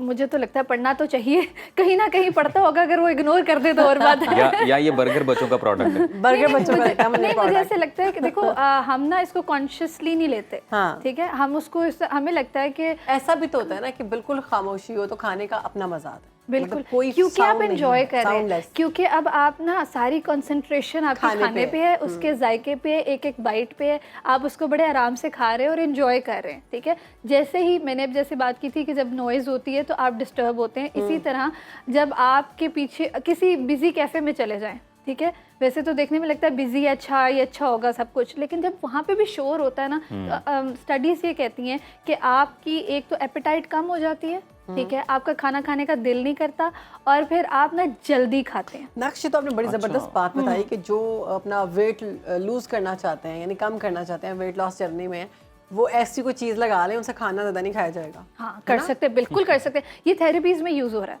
ये थेरेपीज़ में यूज़ हो रहा है। एक और मज़े की बात आपसे शेयर करती हूँ कि बच्चे अक्सर ना स्क्रीन टाइम करते हैं और राइम्स सुनते हैं और ओ यस, ठीक है, मैं नाम नहीं लेना चाहती, लेकिन वो कुछ बहुत सारी राइम्स वो सुनते हैं, ठीक है। Screen time is not good for them, लेकिन किया ये जा सकता है कि अगर बैकग्राउंड में उनकी पसंद की पोएम्स लगा दी जाएं, ठीक है, उनसे ये डील कर ली जाए कि बेटा पोएम आपकी मर्जी की, स्क्रीन टाइम नहीं करेंगे, खाना हमारी मर्जी का, ये आप खाएंगे तो फिर उसके बाद कोई हम डील कर लेंगे, हम आपको देखने भी देंगे। उसकी साउंड काफी होगी ना, वो जरूरी तो नहीं स्क्रीन भी बच्चे को दिखाई नहीं, काफी, मैं यही तो कह रही हूँ, आप थोड़ा सा उससे वो डील कर लेना कि आपकी पसंद का लगाएंगे, ठीक है, लेकिन सिर्फ सुनने को मिलेगा बैकग्राउंड में। मुझे लगता है दैट विल वर्क, ठीक है, and that is actually good. जो चीज़ बच्चे फसी ईटर्स जो नहीं भी खाते ना वो भी खाएंगे because they are enjoying it. तो नक्श, क्या कोई ऐसी स्पेसिफिक साउंड्स हैं कि जो प्ले करके हम, अगर कोई ऐसा खाना हमारे सामने आ जाए जो हमें पसंद नहीं है लेकिन अब मजबूरी है खाना, तो क्या कोई ऐसी स्पेसिफिक साउंड्स हैं जो प्ले करके आपको बड़ा अच्छा लगने लग पड़े, आप खा जाएं? सॉफ्ट म्यूजिक, सॉफ्ट म्यूजिक आपको बहुत अच्छा लगेगा। आप जब कैंडल लाइट डिनर्स पे जाते हैं, जब आप वैसे डिनर्स पे जाते हैं, तो अगर आप देखेंगे एक एम्बियंस को बनाने के लिए बहुत सारी चीजें मतलब उसमें अपना किरदार अदा करती हैं। आपको क्या लगता है दाल कद्दू पे, दाल पे कद्दू पे टींडों पे कौन कौन सा म्यूजिक लगा? मुझे लगता है उस पर सबके ज़हनों में ना मोए मोए चल रहा होता है, इसलिए वो नहीं सुनते नहीं उसमें, लेकिन दैट इफेक्ट्स, ठीक है। पता है हमारा ना हम थोड़ा सा ना स्टबन भी हैं, अगर हम माने तो हम ना इस चीज़ में बहुत स्टबन हो जाते हैं कि हमें लगता है ये चीज़ हमें नहीं पसंद ना, तो हमें नहीं पसंद, नहीं खानी है। उसका नाम सुन के भी मामा कहेंगी बेटा रेसिपी चेंज है, इस दफ़ा मैंने ये कर दिया, इस दफ़ा मैंने वो कर, नहीं मामा आई डोंट लाइक इट, मैंने नहीं खाना। लेकिन मुझे ऐसे लगता है आप ट्राई कीजिएगा। मुझे ऐसे लगता है कि आपके बच्चे जब अगर वो स्क्रीन टाइम के साथ उन्हीं राइम्स को सुन के वो खा सकते हैं ना, तो सिर्फ राइम्स को सुन के भी वो खा सकते हैं। It will be rather good for them. अच्छा नक्श, एक और बड़ी स्ट्रेंज चीज़ है, अक्सर लोगों से पूछा जाए ना कि आपको फलां खाना पसंद है, जब वो कहते हैं कि ये नहीं पसंद, तो उन्हें बोले आपने कभी खाया, वो कहते हैं कभी नहीं खाया। बिल्कुल, एक दफा खाया बन जाती है, मजा नहीं आया। एक दफा खाया था, एक बैड एक्सपीरियंस से ना वो हो जाते हैं कि नहीं, अब उनका दिल उकता जाता है। कई तो मैं ऐसों को जानता हूं जिन्होंने एक सब्जी स्पेसिफिक टेस्ट ही नहीं की लेकिन वो पसंद ही नहीं है। ये है, जब तक टेस्ट ही नहीं, वो राय वाली बात है, भी और इस तरह से दो सब्जियां, वो राय वाली बात है। अच्छा मजे की बात, अच्छा वैसे बचपन में मुझे टिंडे पसंद नहीं थे लेकिन अब मुझे बहुत पसंद है, ये क्या बात हुई? ये इस पे भी रिसर्च करें कि वक्त के साथ साथ आपकी चॉइस भी चेंज होती रहती है। वो किसी ने बहुत अच्छा बना दी होंगे। नहीं, मैं इस पे एक बात छोटी सी ये कहना चाहूँगी कि मुझे ऐसा लगता है कि हम ना मेमोरीज़ को ओवर राइट कर सकते हैं। मेरा पर्सनल ख्याल ये है, लोग ये मैं फिर किसी वक्त ये बात डिस्कस करूँगी, लेकिन कुछ खुशबुओं से, कुछ आवाज़ों से, कुछ म्यूज़िक से, कुछ गानों से हमारी कुछ याद, कुछ जगहों से हमारी कुछ यादें वाबस्ता होती हैं, ठीक है। लेकिन मुझे लगता है उन यादों को ओवर राइट किया जा सकता है। अगर आपके साथ कुछ बुरा हुआ है, कुछ आपको पसंद नहीं आया, तो उसको ओवर राइट करके देखें, उस गाने को कभी एंजॉय करके देखें, कभी अपने मर्जी के मौसम में सुन के देखें, शायद आपको अच्छा लगे। सही, ठीक है। और सोनिक सीजनिंग जो है ये हमारी एडवर्टाइजिंग और मार्केटिंग जो है उसमें काफ़ी अरसे से यूज़ हो रही है। छोटी सी एग्जांपल आपको दूंगी कि जैसे जब आपको सॉफ्ट ड्रिंक्स जब उनकी ऐड आती है तो करके जब वो खुलती है तो ये आवाज़, उसकी फ्रेशनेस, आपको वो फ्रेशनेस, ठंडक और पता नहीं कौन सी आपको वो राहत महसूस होती है, ठीक है। अगर आप फ्राइज का ऐड देखें, ठीक है, तो उसमें जो क्रंच की आवाज़ होती है, that gives you this impression कि ये बहुत फ्रेश है। हालांकि पैकेट के कहाँ फ्रेश होते हैं, लेकिन वो क्रंच की आवाज़ जो है ना वो उसको फ्रेश बनाती है। इसीलिए इन साउंड्स का इस्तेमाल जो है मार्केटिंग और एडवर्टाइजिंग में भी होता है, सो दैट आपको जो है वो चीज़ पसंद आए तो बगैर चखाए। ठीक है, तो इस तरह से जो आपकी साउंड्स है ना वो आप पे इफेक्ट करती हैं, जाने अनजाने में करती हैं, आपको पता नहीं होता। बहुत दफ़ा आप ऐसे लगता है कि जैसे भी हम बात जब हमने स्टार्ट ही की थी तो हमने कहा था कि हाँ ये सेंसेस उसमें इस्तेमाल होती है, नहीं साउंड का कोई इतना है नहीं। लेकिन अगर आप देखें तो साउंड का बहुत अमल दखल है। ये तो बड़ी ज़बरदस्त इंटरेस्टिंग आपने एक रिसर्च सामने लाए हैं कि अगर आप अपना वेट, मैं तो उसको दूसरी तरफ लेके आऊँगी, खाते नहीं है तो वो साउंड चेंज करें, और अगर आप खाना, क्योंकि हमारे ज़्यादा मसाइल ये हैं कि हम खाते बहुत हैं, तो आप वो वाली साउंड लगा दें जिससे आपसे खाना ना खाया जाए। या फिर इस तरह करें ना, स्टार्ट में आप बड़ा प्लेजेंट सा म्यूजिक चलाएं, जब आपको लगेगा मुझे खाना रोक देना चाहिए उस म्यूजिक को फौरी चेंज करें। ये खुद से नहीं होगा, ये किसी की ड्यूटी लगानी है। जब मैं थोड़ा खा लूँ ना, जब तुम्हें लगे कि मैंने एक रोटी खा ली है, या ये आप तब भी कर सकते हैं कि आपके घर में कोई ऐसा शख्स है जो बहुत खाता है, आप उसे बहुत तंग है, लड़ाई वाली बात लगा दो, लड़ाई वाली। प्रोग्राम में आगे बढ़ते हैं, बात करते हैं बड़े ही दिलचस्प मौजू पर जिसने हमेशा से इंसान को हैरान और मुतजस्सिस रखा हुआ है। नाजरीन, हम ख्वाब क्यों देखते हैं और जो ख्वाब हम देखते हैं उनकी हकीकत क्या है? ख्वाबों का सिलसिला इंसानी तारीख़ में हमेशा से एक पुरअसरार मौजू रहा है। मुख्तलिफ तहजीबों और सकाफ़तों ने ख्वाबों को मुख्तलिफ माने दिए हैं और साइंस ने भी इस मौजू पर कई तहकीकात की हैं। हम अपने अगले मेहमान से ये जानेंगे कि क्या ख्वाब महज हमारे दिमाग की फालतू सरगर्मियों का नतीजा है या इनका कोई गहरा मकसद और मानी होता है, और क्या ख्वाबों के ज़रिए हम अपनी शख्सियत और ज़िंदगी के बारे में कुछ नया सीख सकते हैं? बिल्कुल, इसी तमाम टॉपिक पर बात करने के लिए हमें ज्वाइन किया है मौरूफ न्यूरोलॉजिस्ट हैं डॉक्टर खालिद जमील साहब। बहुत शुक्रिया आपके वक्त का डॉक्टर साहब। कैसे हैं आप? जी आई एम गुड। माशाल्लाह। डॉक्टर साहब, ये ख्वाबों का क्या वाकई इंसानी शख्सियत से कोई ताल्लुक होता है? कुछ लोगों को ख्वाब आते हैं बहुत ही डरावने, कुछ लोगों को ख्वाब आते हैं बहुत अच्छे, कुछ ख्वाब सच्चे भी होते हैं और कुछ ख्वाब ऐसे होते हैं कि मतलब वो आप देख के सुबह सोचते हो कि या अल्लाह ये मैंने क्या देख लिया। तो इसके बारे में ज़रा बताइए। देखिए, इसको बड़ा मैं मुख्तसर आपको बताता हूँ कि जब हम सोते हैं तो हमारी नींद दो किस्म की होती है। रेम स्लीप यानी रैपिड आई मूवमेंट स्लीप, सही, ये वो स्लीप है जिसमें हम टांगे मारते हैं, हाथ हिलाते हैं, खराटे ज़्यादा लेते हैं, ये लाइट स्लीप होती है। और एक हमारी होती है नॉन रेम स्लीप, यानी रैपिड आई मूवमेंट स्लीप को रेम कहते हैं और दूसरी को नॉन रेम कहते हैं। अब ख्वाब जो है ये हम रेम स्लीप में अक्सर देखते हैं, गहरी नींद में नहीं, लाइट स्लीप। ओके। और रेम स्लीप में जो देखे वाला ख्वाब है ये हमें याद भी रहता है। सही सही ओके, कुछ ख्वाब भूल जाते हैं। बिल्कुल। अच्छा, अब जो ख्वाब है ये बेसिकली कई किस्मों के होते हैं, लेकिन 2-3 किस्में मैं आपको पहले बता दूं। एक तो जिस तरह सिगमंड फ्रॉइड ने कहा था जी जी कि जो हमारी सोच होती है, जो हमारी दबी हुई ख्वाहिशें होती है, जो हमारे खौफ होते हैं, ये सारे के सारे जब इंसान सो जाता है तो उसका दिमाग का जो कॉन्शियस का हिस्सा ये भी सो जाता है। तो ये फिर हमारी वो ख्वाहिशें, हमारी फियर्स, ये निकल के आके हमारे दिमाग के अंदर जो पर्दा होता है मेमोरी का, उसके अंदर उजागर होती हैं। तो इसे उसने ख्वाब कहा था। सही। अच्छा, अब अगर आप पुराने ज़माने में चले जाएं, जिस तरह आपने हवाला दिया कि हर एरियाज़ में, तो जो थे ना ग्रीक्स, वो ये समझा करते थे कि ख्वाब के अंदर एक किस्म का इल्हाम होता है, या ख्वाब के अंदर एक किस्म की कुछ हमें इंस्ट्रक्शंस मिलती है। जी, जी। और ग्रीक्स के अंदर स्लीप हाउसेज हुआ करते थे। जो बीमारियां ठीक नहीं हुआ करती थी उन लोगों को उन हाउसेज में सुलाया जाता था विद अ बिलीफ कि जो ख्वाब आएगी उससे उनकी बीमारी का इलाज होगा। और बाकायदा तारीख में ये मौजूद है। अच्छा, चाइनीज इसके मुकाबले में डिफरेंट पॉइंट ऑफ व्यू रखते थे।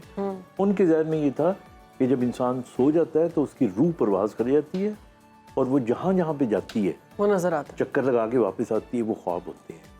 इंडियंस में योगीज विविड ख्वाब के बारे में और तरीके से सोचते हैं। तो ये तो मुख्तलिफ इसकी वेराइटीज़ हैं। अच्छा, अगला क्वेश्चन आपने बड़ा इंटरेस्टिंग अपने सवाल के अंदर ही शामिल किया था कि इंसानी ज़िंदगी पे क्या असर होता है इसका। जी जी। आप बड़े हैरान होंगे कि हमारी ज़िंदगी के चंद एक बहुत बड़े बड़े काम ख्वाबों में हुए हैं। वाह वाह। मसलन आपको पता है शुगर का मरीज जो है वो इंसुलिन लगवानी पड़ती है उसको, और जब इंसुलिन नहीं थी तो बहुत से लोग जो थे वो शुगर से मर जाया करते थे। तो इंसुलिन बनाने का जो मौजूद था वो ख्वाब है। उसे समझ नहीं आ रहा था कि मैं इंसुलिन कैसे बनाऊं, तो उसने ख्वाब देखी और ख्वाब में उसको एक स्ट्रक्चर मिला। इसी तरह पेंसिलिन का नाम सुना होगा। वो मुस्लिम था या गैर मुस्लिम था? नहीं, गैर मुस्लिम। गैर मुस्लिम, उसको ख्वाब में बताया गया। बिल्कुल। अच्छा, इसी तरह जो सर फ्लेमिंग थे जिन्होंने पेंसिलिन का बेंजाइन रिंग बनाया, वो भी बनाते बनाते बनाते थक के ना ऊँघने चले गए। उनको नींद आई और जब वो नींद में थे तो उन्होंने जो है उनको आइडिया आया कि अच्छा ये यूं करें तो यूं करें। उनको एक ख्वाब आई कि जिस तरह बहुत सारे एक चूहा जो है वो दूसरे चूहे की दुम को पकड़ा हुआ है, तो इस तरह एक रिंग बना हुआ है। डॉक्टर साहब, फिर तो आपकी इन मिसालों से तो ये वाज़ेह होता है कि ख्वाब फिर महज तख़य्युलात तो नहीं है, फिर तो इसका ताल्लुक इल्हाम से भी है। हाँ। अच्छा, अब इसी को आप एक और तरीके से देख लें, ख्वाब इंट्यूशनल भी होते हैं। जी जी जी। इंट्यूशनल अल्लाह के नेक बंदों को आते हैं जी, जिनमें उनको आने वाले वक्त का पता चल जाता है। बिल्कुल। खास तौर पे हमारे जो हज़रत यूसुफ का ख्वाब आपके सामने, फिर ये इंट्यूशनल हो गए। फिर इसी तरह इनोवेटिव होते हैं, क्रिएटिव होते हैं, जिसकी मैंने आपको मिसालें दे दी। फिर उसके अलावा कुछ ख्वाब ऐसे होते हैं जो हमारी रोज़मर्रा की ज़िंदगी का कोई ना कोई इशारा दे रहे होते हैं। जी जी। और फिर उसके बाद एक नाइटमेयर्स होती हैं जिन्हें आप ड्रोना ख्वाब कहते हैं। तो ये इसकी मुख्तलिफ अक़साम है। किस पे? तो डॉक्टर साहब, हम अपने माइंड को कंट्रोल करके या कोई प्रैक्टिसेस ऐसी हैं जिससे हम अपने ड्रीम्स को डेलिबरेटली कंट्रोल कर सकें, स्पेशली वो लोग जिन्हें नाइटमेयर्स आते हैं? आई थिंक इसका दो आंसर्स हैं। एक आंसर तो बड़ा क्लियर है कि योगीज जो होते हैं, you know, if you really, वो उनके अंदर ये क्वालिटी होती है कि वो अपनी मर्जी का ख्वाब देख सकें। They can really control their mind in such a way that they can see a dream of their choice. और वो क्लेम करते हैं, वो किस हद तक सही है ये नहीं है, बट टॉक्ड अबाउट देम, किताबें ये कहती हैं। और दूसरी बात आपने कहा कि जी हमारे यहाँ कुछ चीज़ें प्री रिक्विजिट है जो हमारी ड्राउनी ख्वाब होती हैं उनको ख़त्म करने के लिए। अदरवाइज़ हमें बहुत से लोगों को, बच्चों को ख़ास तौर पे ज़्यादा जो ड्राउनी ख्वाब होते हैं ये बच्चों को 10 साल की आसपास की उम्र में आते हैं। अच्छा। और ज़्यादातर बच्चों में इसकी वजह फियर होती है जी, मतलब उनको टीचर की फियर हो सकती है, इम्तिहान की फियर हो सकती है, छिपकली देख ली उसकी फियर होगी, कोई स्नेक दे दिया, कोई हादसा, कोई वाकया। जो एडल्ट्स हैं उनके अंदर भी होते हैं। एडल्ट्स के अंदर जो है पोस्ट ट्रॉमेटिक होते हैं, कोई स्ट्रेस होता है, कोई परेशानी, फिक्र होती है, एंग्जाइटी होती है। तो ये या फिर कोई ऐसा वाकया आता है कि जो हमारा जो ब्रेन है जब नींद में सो जाता है तो जो हमारा इमोशनल ब्रेन होता है वो जागा हुआ होता है जी। और वो इमोशनल ब्रेन जो है ना वो फिर हमें इस किस्म की अच्छा तस्वीरें डॉक्टर साहब, कई दफ़ा ऐसा होता है कि हम किसी जगह पे जाते हैं और वो देख के हमें ऐसा लगता है कि यहाँ हम पहले भी आए थे, जबकि वहाँ हम पहले नहीं आए होते। तो क्या इसका ताल्लुक भी ख्वाब से है? ये जो कंडीशन है ना इसको मेडिकल जुबान में डीजोवो फिनोमेना कहते हैं। जी जी जी जी। डीजोवो? हाँ, डीजोवो फिनोमेना। ओके।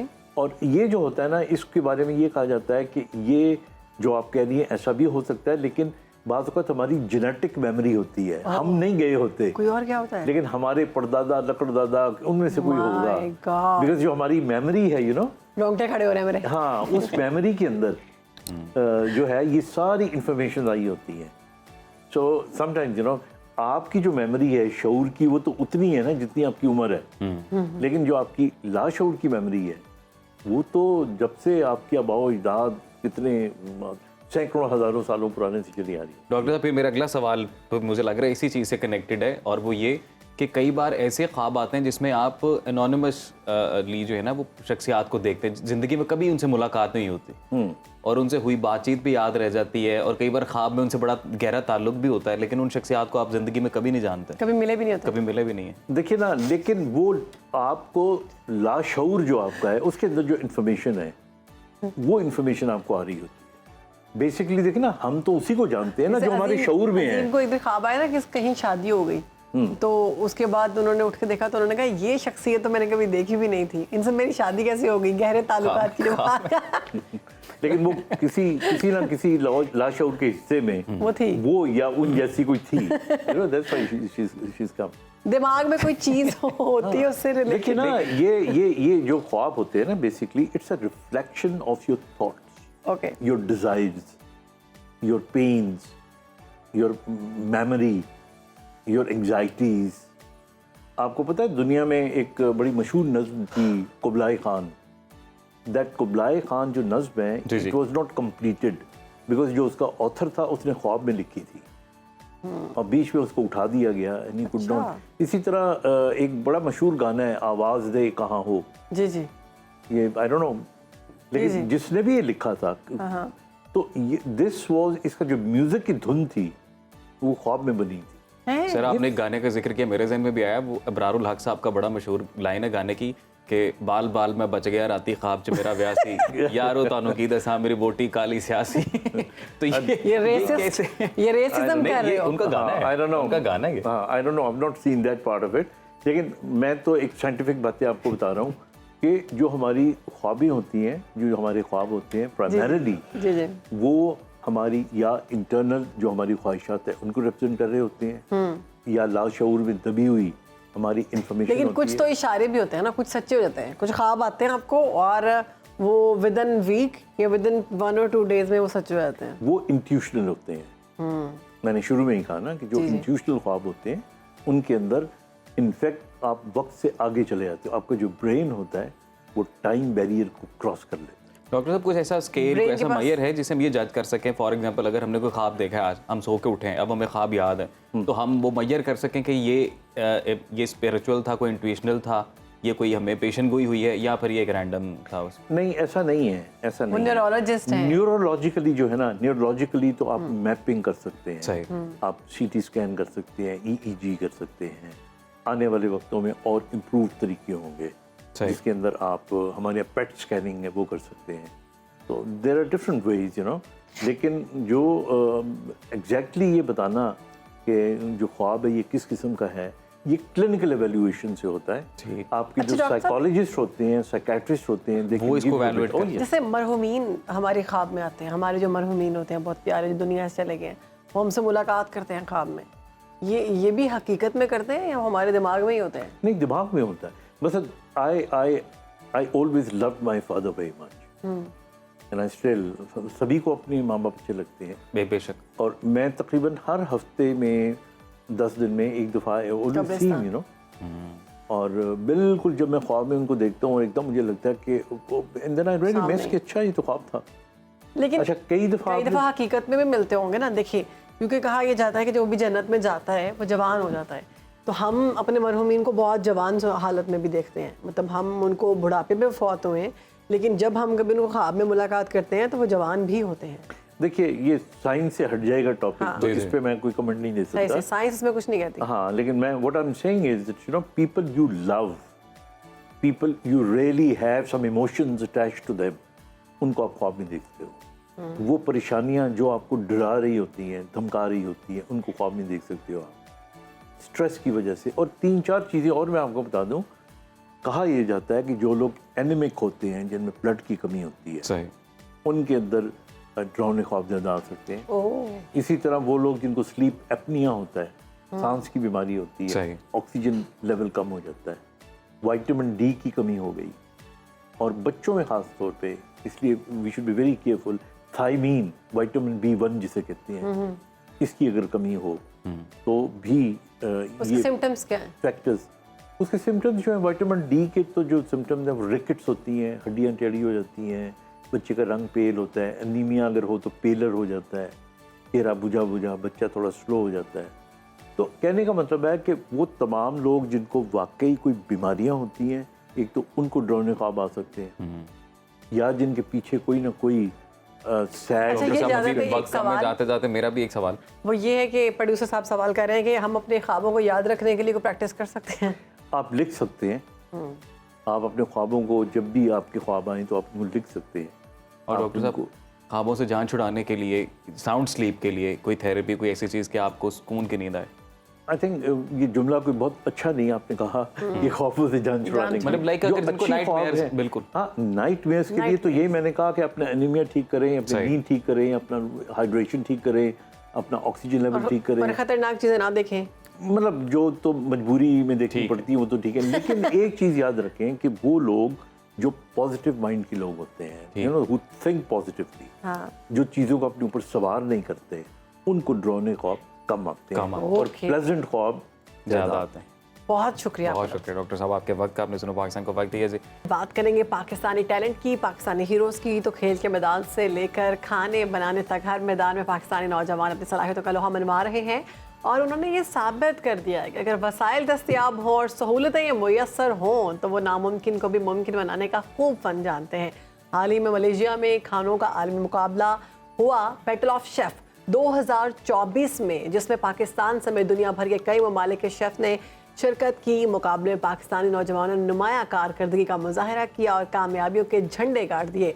नौजवान शेफ़ आयशा अली ने सी फूड और सहरिश अयूब ने चिकन मेन कोर्स में होने के मतलब इस मुकाबले में उन्होंने सोने का तमगा भी जीता है, और जबकि इरम शेख ने रोस्टेड चिकन फ्री स्टाइल और फातिमा सिस्तान ने ब्रॉन्ज मेडल अपने नाम कर लिया है। और ये हीरोज़ हमारे साथ मौजूद है। इन गेस्ट में से आयशा अली और सहरिश इस वक्त हमारे साथ मौजूद हैं, इनसे बात करते हैं। तो आप दोनों मेहमानों को सबसे पहले तो खुशामदीद कहते हैं जी सुनो पाकिस्तान में। आयशा, सबसे पहले आप बताइएगा कि बहुत मुबारक हो आपको इस कामयाबी पर, कैसा रहा ये कॉन्टेस्ट और कितनी तैयारी की आपने? अस्सलाम वालेकुम, बहुत शुक्रिया जी। जिम्मेदारी तो हम सबके ऊपर थी और प्रेशर था, जाहिर सी बात है, हमें अपने मुल्क का नाम रोशन करना था, बाहर जा रहे थे हम, और अल्हम्दुलिल्लाह बहुत अच्छी तरीके से हमने ये जिम्मेदारी को पूरा किया और हम अपने मुल्क का नाम रोशन करके फखर बुलंद करके हम पाकिस्तान वापस आए अल्हम्दुलिल्लाह। आयशा, मैं ये बताइएगा कि इस मुकाबले में कितने मुल्कों के शेफ शामिल थे और ये कितना मुश्किल था आपके लिए मतलब गोल्ड मेडल हासिल करना? इस पूरे मुकाबले में जो है इंटरनेशनली जो है 1500 शेफ थे, पूरी दुनिया से आए हुए थे, और ये बहुत मुश्किल बहुत बड़ा मुकाबला है जिसमें हमने पार्टिसिपेट किया। पाकिस्तान को रिप्रेजेंट किया और उसमें हम 4 माशाल्लाह से पाकिस्तान से गए थे स्टूडेंट्स और हम चारों ने माशाल्लाह से विन किया।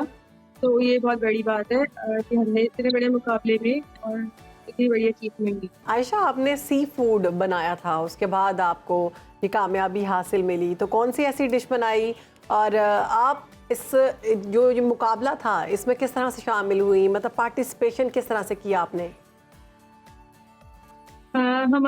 मैं बिथम की स्टूडेंट हूँ, Pakistan institute of tourism and hotel management. तो हमारे होटल जो हमारा जो इंस्टीट्यूट है उसने हमें रूल बुक प्रोवाइड की थी इस कंपटीशन की। फिर हमने अपनी कैटेगरी सिलेक्ट की थी। मैंने 2 कैटेगरी सिलेक्ट की थी, एक मेन कोर्स चिकन और एक मेन कोर्स सी फूड। तो जब मैंने सी फूड वाली कैटेगरी है उसमें मैंने अल्हम्दुलिल्लाह गोल्ड विन किया। तो मैंने बनाया था, मैंने प्रॉन के बिस्क के साथ रिजोटो राइस बनाए थे और मैंने जो है उसको स्टीम किया था। उसके साथ मैंने एप्रिकॉट सॉस दी थी और मेरे पास जो है वो पीस ग्रीन पीस की जो है वो प्यूरी थी। तो ये एक कॉम्बिनेशन था पाकिस्तानी टच के साथ कॉन्टिनेंटल। तो वहाँ के जो जजेस थे उनको ये कॉम्बिनेशन बहुत अच्छा लगा, बहुत पसंद आया। तो उसके बाद उन्होंने जो है आयशा, वैसे किसी भी कंपटीशन में गोल्ड मेडल जीतना कोई आम बात नहीं होती। आपने पाकिस्तान का नाम रोशन किया यकीनन। ये बताइएगा कि इसकी तैयारी में आपको कितना वक्त लगा? आपकी वैसे मसरूफियत क्या होती है, खाना बनाने के अलावा और क्या करती हैं, तो कैसे मैनेज किया इन सब चीज़ों को? मेरी मसरूफियत, मैं हाउस वाइफ हूँ और जाहिर सी बात है हम पिथम में जो है वो पढ़ते हैं, तो सारी प्रैक्टिसेस हमारी वहीं पर चल रही थी और ये प्रैक्टिसेस हमारी 3-4 महीने पहले से स्टार्ट हो गई थी। तो बस। अच्छा आयशा, हुकूमत सिंध ने 50-50 हज़ार रुपया देने का ऐलान किया आपको और सैरिश को, तो आपको मिल गया 50 हज़ार? जी बिल्कुल, अल्हम्दुलिल्लाह हम चारों को दिया है। Very nice. मुझे और सैरिश को दिया है, हम चारों को दिया और अल्हम्दुलिल्लाह हमने रिसीव भी कर लिया है। Very nice. अच्छा, तो जब आप वहाँ पर गई मलेशिया में तो कुछ मुश्किलात का सामना हुआ आपको या फिर सब कुछ बहुत आसान था, कोई ऐसी परेशानी नहीं हुई आपको? या कोई इंटरेस्टिंग इवेंट हुआ हो इस पूरे फेस्टिवल के दौरान, इस पूरे इवेंट के दौरान कोई वाकया, कोई हैपनिंग? मुश्किल बस सिर्फ हमें ट्रैवलिंग में हुई। हम सारे सब लोग, क्योंकि हमारे पास सामान था, हमारे पास हमारी नाइट्स थी, जाहिर सी बात है, और हमारे पास हमारे यूटेंसिल्स थे, तो बस हमें ट्रैवलिंग में थोड़ी सी मुश्किल हुई। उसके बाद अदरवाइज अल्हम्दुलिल्लाह सब कुछ बहुत ज़्यादा स्मूथली चल रहा था। हम लोग बहुत काफ़ी डरे हुए थे, कंफ्यूज थे कि पता नहीं इंटरनेशनल जजेस क्या करेंगे और क्या किस तरह से वो करेंगे। बहुत इस चीज़ का हमारे पर प्रेशर था, लेकिन अल्हम्दुलिल्लाह वो इतने काइंड और इतने उन्होंने हमें नाइसली किया कि हमारा जो सारा डर और खौफ था वो सब निकल गया। और फिर नेक्स्ट डे हमने इतने कॉन्फिडेंस से वहाँ पे अपनी डिश बनाई कि फिर जो है उन्होंने वो हमें मेडल के लिए मजबूर हो गए। आयशा, आपने बताया कि आप हाउस वाइफ हैं, तो क्या घर में भी इतने मज़े के खाने बनाती हैं आप, और आपके हस्बैंड ने सजेस्ट किया खाना खा के किसी you should go for the competition, international मुकाबला लड़ो खाना बनाने में? मेरे हस्बैंड ने तो मुझे हर जगह सपोर्ट किया है और हर जगह सपोर्ट करते हैं अल्हम्दुलिल्लाह। इसमें भी पूरा सपोर्ट उनका शामिल था, हर चीज़ से लेके रजिस्ट्रेशन से लेके वहाँ की होटल रिजर्वेशन तक वो मेरे साथ थे। और जो है अल्हम्दुलिल्लाह अल्लाह मियां हमेशा वो मेरे साथ इसी तरह रहें। और घर में तो मैं खाने जो पाकिस्तानी खाने में बनाती हूँ वो इनको बहुत अच्छे लगते हैं। हमें अपने एक्सपेंसेस के बारे में बताएं, आप लोगों ने अपने एक्सपेंसेस खुद किए या फिर हुकूमत की जानिब से आपकी हेल्प की गई? नहीं, हमने अपने सारे एक्सपेंसेस जो है वो खुद किए थे। ओके। तो और आयशा, ये बताइएगा कि अब घर में जो शख्स अच्छा खाना बनाना शुरू कर देना उसकी फिर जान नहीं छोड़ती। फिर आप जितनी दावतें और आए रोज़ मेहमान आते हैं कि जी खाना बहुत अच्छा बनता है, नहीं, या फिर आयशा ऐसा हो गया कि अब मैं तो बहुत बड़ी शेफ़ हूँ, अब आप खाना जो है ना किसी और से बनवाएं। सैरिश ने हमें ज्वाइन कर लिया। सैरिश, हमें ये बताइएगा कि आपने कौन सी डिश बनाई और आपको लगता था ऐसा है कि आप गोल्ड मेडल जीत के आएंगी? मैंने चिकन में पार्टिसिपेट किया था और नहीं था, अपने ऊपर यकीन तो था कि इंशाल्लाह ताला कुछ ना कुछ विन करके आएंगे, पर अल्हम्दुलिल्लाह अल्लाह ताला ने गोल्ड मेडल से नवाजा। तो ये पाकिस्तान की जीत है, ये हमारी अचीवमेंट है, पाकिस्तान की भी अचीवमेंट है अल्हम्दुलिल्लाह। जी बिल्कुल, पाकिस्तान की अचीवमेंट है। सैरिश, आप भी बताएं, आपसे भी ये जानना चाहते हैं हम कि खाना बनाने के अलावा आपकी और मसरूफियत क्या है लाइफ में, और फिर इस कॉम्पिटिशन की तैयारी के लिए कैसे मैनेज किया?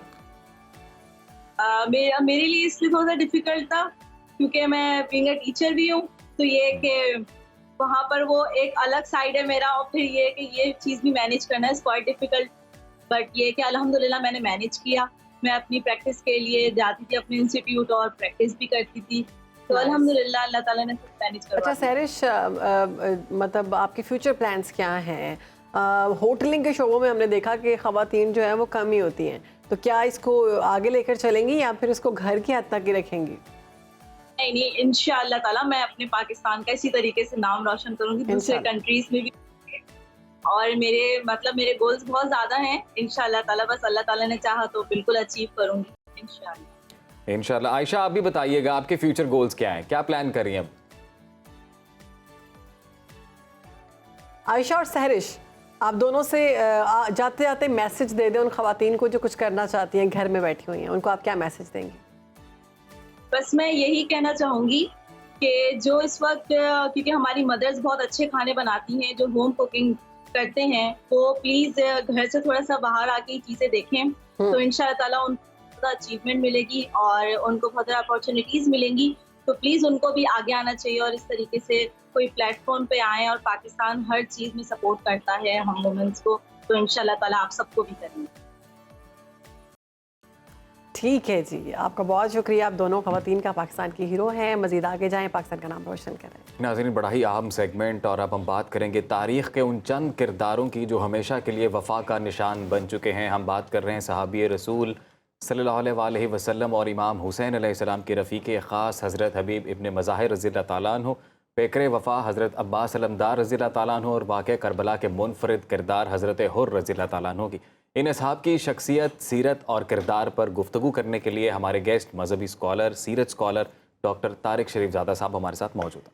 डॉक्टर साहब को वेलकम करते हैं। वफ़ा जिसका पढ़े कलमा उसे अब्बास कहते हैं, गाजी अब्बास अलमदार अलैहिस्सलाम की सीरत के हवाले से हम जानना चाहेंगे आपसे। बिस्मिल्लाह रब्बि मोहम्मद करीम अलैहिस्सलातु तस्लीम। सबसे पहले तो यादावरी का शुक्रिया, और आज का उन्वान अपनी मानवियत में इतना खुशगवार है कि जितना इस पे सोचा जाए, जितना गौर व फ़िक्र किया जाए, जिस्म से में एक अजीब तरह की सरशारी जो है वो आदमी महसूस करता है, और दिल से दिमाग को जाते हुए सारे रास्ते जो हैं वो मुअत्तर होना शुरू हो जाते हैं।